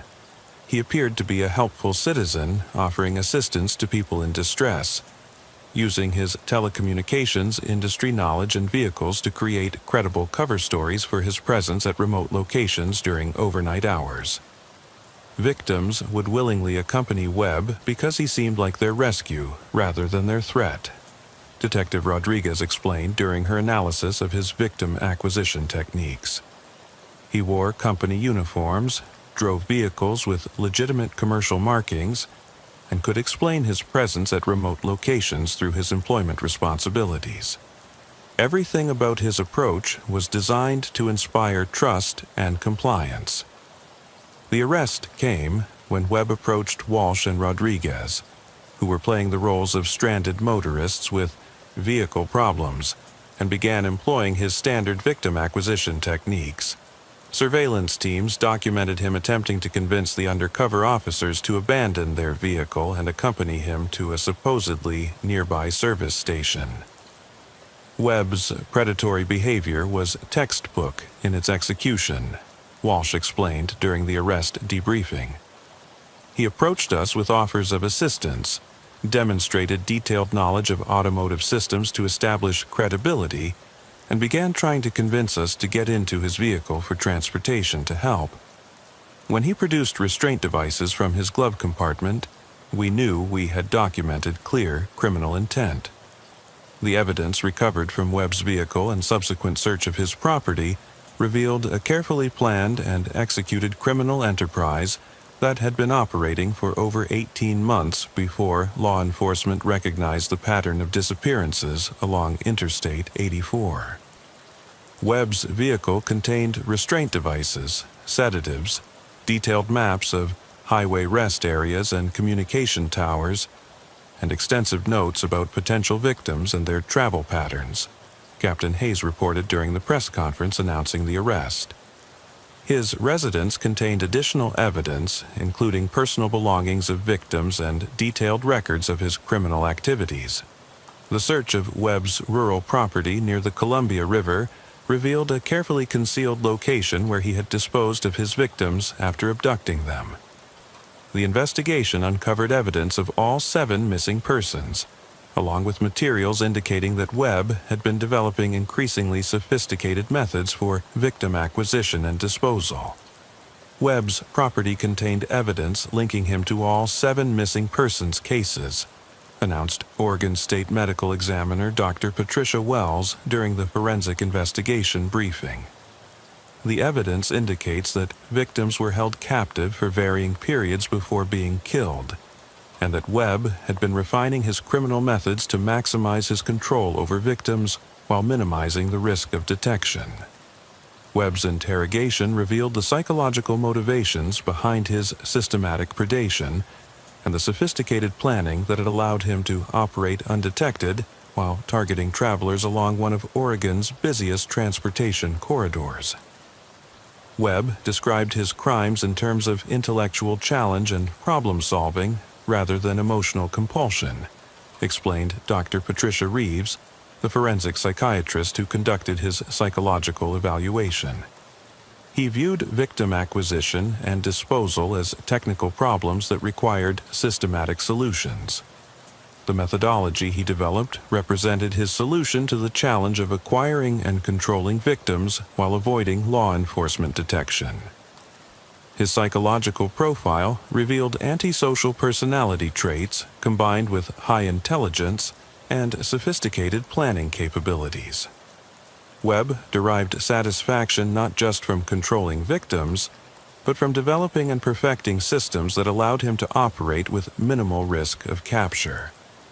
The investigation revealed that Webb had been using his legitimate employment to study law enforcement response patterns and communication vulnerabilities throughout the Pacific Northwest.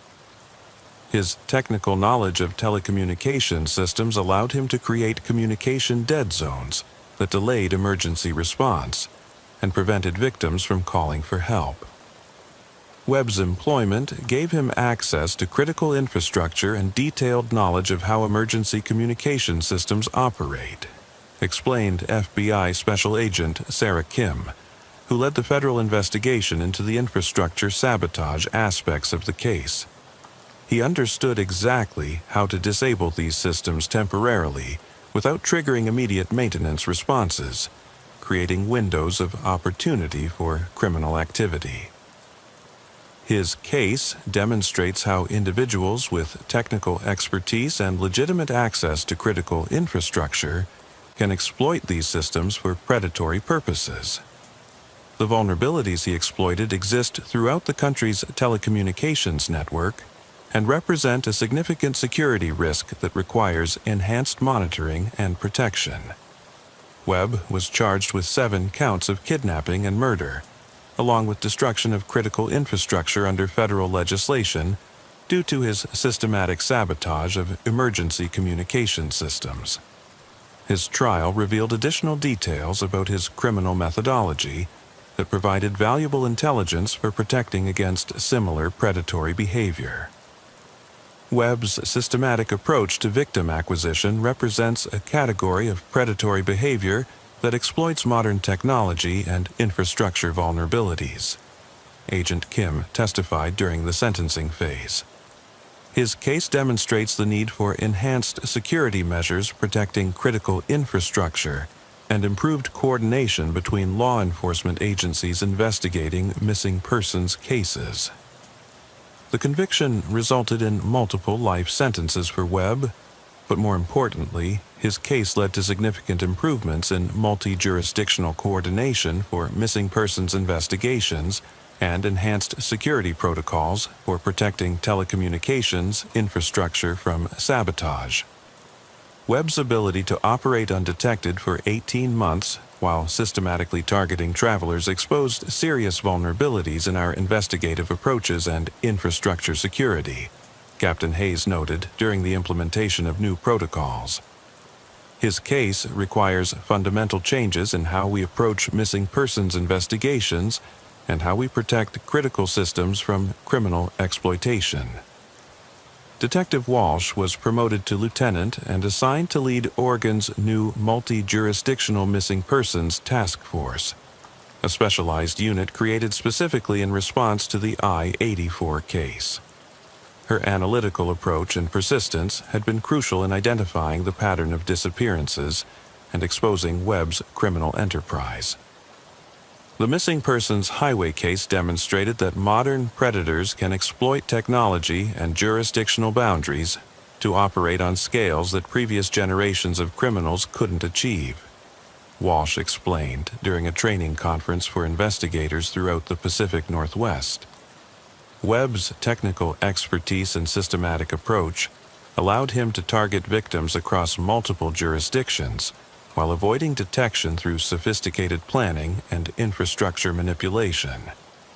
The key lesson from this case is that geographic patterns often matter more than victim profiles when investigating serial crimes. When multiple people disappear from the same transportation corridor, even if they appear to have nothing in common, investigators need to consider the possibility of systematic predation rather than isolated incidents. The Oregon State Police implemented new protocols for investigating missing persons cases based on lessons learned from the Webb investigation.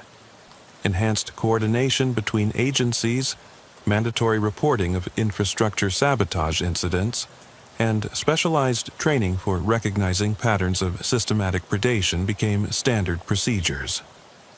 Every missing person report is now analyzed in the context of geographic and temporal patterns that might indicate systematic criminal activity, Lieutenant Walsh explained during the implementation of new investigative protocols. Webb's case proved that predators can operate undetected for extended periods if law enforcement agencies don't coordinate effectively and share information about seemingly unrelated disappearances. The families of Webb's victims found some measure of closure in his conviction and the recovery of information about their loved ones' fates, but the case highlighted the vulnerability of travelers on America's highway system and the sophisticated methods that modern predators can use to exploit transportation infrastructure. Learning what happened to our loved ones was devastating, but at least we finally have answers and know that the person responsible will never harm another family, stated Michael Santos, brother of victim Maria Santos, during Webb's sentencing hearing. This case should serve as a warning that our highways aren't as safe as we assume, and that law enforcement agencies need better tools and coordination to protect travelers from predators like Webb. The Webb case became a model for investigating systematic predation along transportation corridors and demonstrated the importance of analyzing infrastructure vulnerabilities that criminals might exploit for predatory purposes. The investigation showed that modern predators could use technical expertise and legitimate employment to create hunting opportunities that were nearly impossible to detect using traditional investigative methods. Webb represented an evolution in predatory behavior that combined technical expertise, systematic planning, and exploitation of infrastructure vulnerabilities, Dr. Reeves concluded in her final psychological assessment. His case demonstrates that law enforcement agencies need to develop new investigative capabilities and security measures to protect against predators who understand how to weaponize modern technology and transportation systems. The Interstate 84 missing persons highway case exposed vulnerabilities in America's transportation and communication infrastructure that required fundamental changes in security protocols and investigative approaches. Webb's ability to systematically target travelers for 18 months while avoiding detection demonstrated that traditional law enforcement methods needed enhancement for combating technically sophisticated predators. Final report: Interstate 84 missing persons. Highway investigation resulted in arrest and conviction of Marcus Webb for 7 counts of kidnapping and murder, along with exposure of systematic exploitation of telecommunications infrastructure for predatory purposes. Case revealed need for enhanced security measures, protecting critical infrastructure, improved multi-agency coordination for missing persons investigations, and specialized training for recognizing patterns of systematic predation. Highway corridors and supporting infrastructure require constant monitoring and protection to prevent exploitation by technically sophisticated criminals who understand how to weaponize modern technology for predatory purposes. The case serves as an important reminder that America's highway system, while essential for commerce and connectivity, also provides opportunities for sophisticated predators to target victims across multiple jurisdictions while exploiting technology and infrastructure vulnerabilities to avoid detection. Detective Walsh's analytical persistence and attention to patterns had stopped a predator whose technical expertise and systematic approach had made him nearly invisible to traditional investigative methods. The investigation led to improved security protocols for telecommunications infrastructure, enhanced coordination between law enforcement agencies for missing persons cases, and specialized training for recognizing geographic patterns that might indicate systematic predatory behavior. Webb's case demonstrated that modern predators require modern investigative approaches, and that protecting travelers on America's highways requires constant vigilance and sophisticated analytical capabilities. The most important lesson from this case is that patterns matter more than individual incidents when investigating missing persons cases, Walsh concluded in her training presentations to law enforcement agencies throughout the country. When people disappear from the same geographic area under similar circumstances, even if they appear to have nothing in common, investigators need to consider the possibility of systematic predation and respond with enhanced coordination and analytical approaches. The missing persons highway case stands as testimony to the importance of analytical thinking and multi-agency coordination in modern law enforcement. Walsh's recognition of geographic patterns and persistent investigation had prevented additional victims while exposing vulnerabilities in America's transportation infrastructure that required fundamental changes in security and investigative approaches. The drug detection dog's reaction to the seemingly innocent minivan was so intense that Trooper Kevin Brooks initially thought K-9 Officer Rex was experiencing a medical emergency.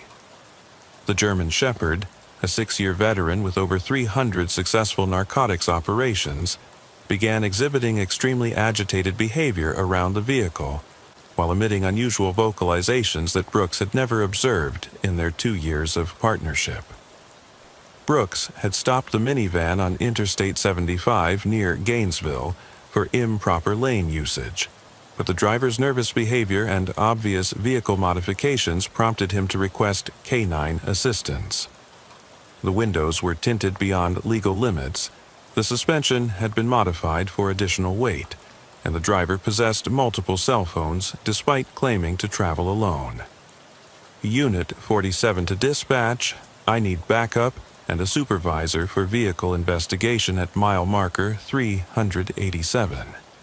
K-9, Rex is showing extremely strong positive indication for narcotics.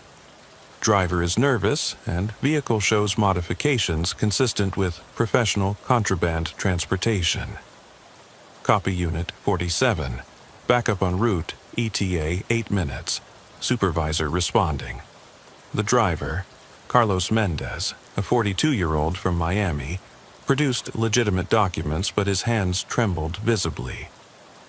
Brooks observed fresh injuries on his arms, inconsistent with his claimed construction work and vacation story. Mr. Mendez, please step out while my K-9 partner conducts a search. Rex is indicating possible controlled substances, giving me probable cause for investigation. Officer, I don't know about any drugs. I'm just visiting family in Atlanta. This must be a mistake. But Rex's behavior indicated no mistake. The experienced dog focused intensely on specific interior panels, suggesting substantial quantities of controlled substances far beyond typical highway encounters. Sergeant Lisa Rodriguez arrived with specialized equipment for examining professionally modified vehicles. Her 15 years of narcotics experience immediately recognized sophisticated criminal modifications. This isn't a casual user's vehicle, Rodriguez observed. Look at the suspension modifications, reinforced components, upgraded electrical systems. This van was rebuilt specifically for large-scale contraband transport while appearing normal. The investigation revealed the most sophisticated concealment system either officer had encountered. The interior had been completely redesigned with hidden compartments accessible only through electronic mechanisms controlled by the vehicle's computer system. The engineering is remarkable, Rodriguez explained. Electronic locks, pressure-sensitive panels, computer-controlled access. This represents significant expertise in automotive engineering and criminal methodology. The compartments contained substantial quantities of various controlled substances with an estimated street value exceeding $18 million. The volume represented enough contraband to supply distribution networks throughout Florida and neighboring states for months. This is an enormous quantity, Brooks noted. This could supply major networks for extended periods. How does this volume move through highways without detection? DEA Special Agent Maria Santos arrived to coordinate federal aspects. Analysis of Mendez's devices and documentation revealed the minivan was one component of a vast network using Interstate 75 as its primary distribution corridor. Mendez was just a transportation specialist in an organization involving dozens of vehicles, multiple routes, and sophisticated logistics, Agent Santos explained. This operation has been running for over 4 years, moving an estimated $750 million worth of contraband annually through Florida alone. The investigation revealed a criminal enterprise with a fleet of 60-plus professionally modified vehicles, regular schedules and predetermined stops, customer service operations, quality control procedures, counter-surveillance capabilities. They treated E-75 like their private shipping corridor, Santos noted, complete with schedules, backup plans, and customer satisfaction protocols. Mendez's cooperation revealed the network's scope: sophisticated intelligence gathering, real-time police monitoring, corrupt informants, and comprehensive counter-surveillance that kept them ahead of law enforcement.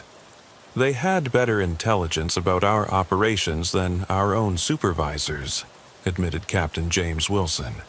Advanced surveillance, communication intercepts, and systematic observation gave them advance warning of enforcement activities. The arrest triggered the largest coordinated operation in Florida history, involving 7 states and resulting in $100 million in contraband seized, $45 million in currency, recovered 127 vehicles confiscated, 89 network members arrested. The vehicle modification facility in Miami employed over 30 professionals, including automotive engineers and electronics specialists, creating sophisticated transportation platforms that could pass detailed law enforcement inspections.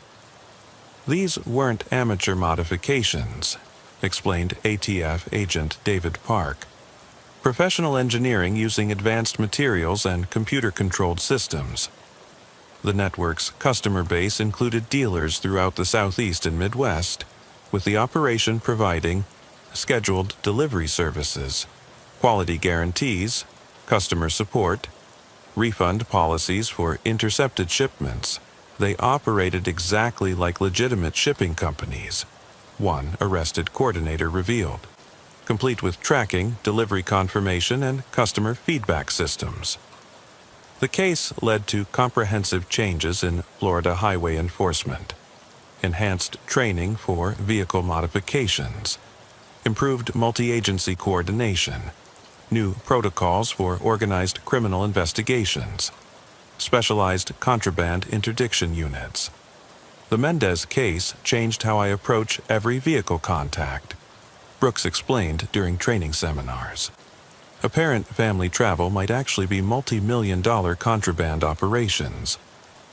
Mendez received 35 years federal prison. His cooperation provided crucial intelligence, leading to additional arrests and network dismantlement. His insider knowledge about transportation methods, communications, and organizational structures was essential, Agent Santos noted. Without it, we might have arrested individuals but missed the infrastructure. The investigation revealed similar networks on virtually every major interstate, using identical techniques to move contraband undetected while avoiding law enforcement through superior intelligence and operational security. The I-75 network was one component of a national system operating undetected for years, Santos testified to Congress. Modern trafficking organizations have evolved into sophisticated businesses rivaling major corporations. Brooks transferred to the Narcotics Interdiction Unit, specializing in sophisticated trafficking operations. His experience proved invaluable for training officers and developing new techniques. Every traffic contact is potentially an opportunity to disrupt major criminal enterprises, Brooks tells new officers. The key is developing skills to recognize organized criminal activity during routine enforcement. The case demonstrated that transportation corridors require constant monitoring and sophisticated responses to prevent exploitation by criminal enterprises operating parallel systems alongside legitimate commerce. Final report: I-75 pipeline investigation resulted in $100 million seizure, 89 arrests, and exposure of sophisticated enterprise exploiting transportation infrastructure.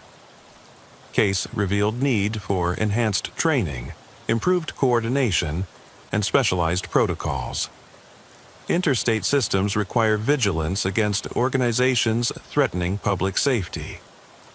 The contraband pipeline case serves as a reminder that America's highways carry more than legitimate traffic.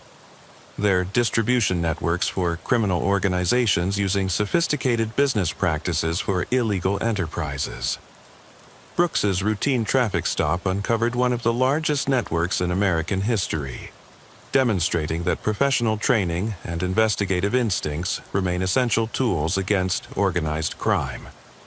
The investigation established new standards for multi-agency cooperation and highway enforcement, proving that modern criminal organizations require equally sophisticated law enforcement responses. The case continues to influence training and protocols for detecting and disrupting organized contraband trafficking operations throughout the United States.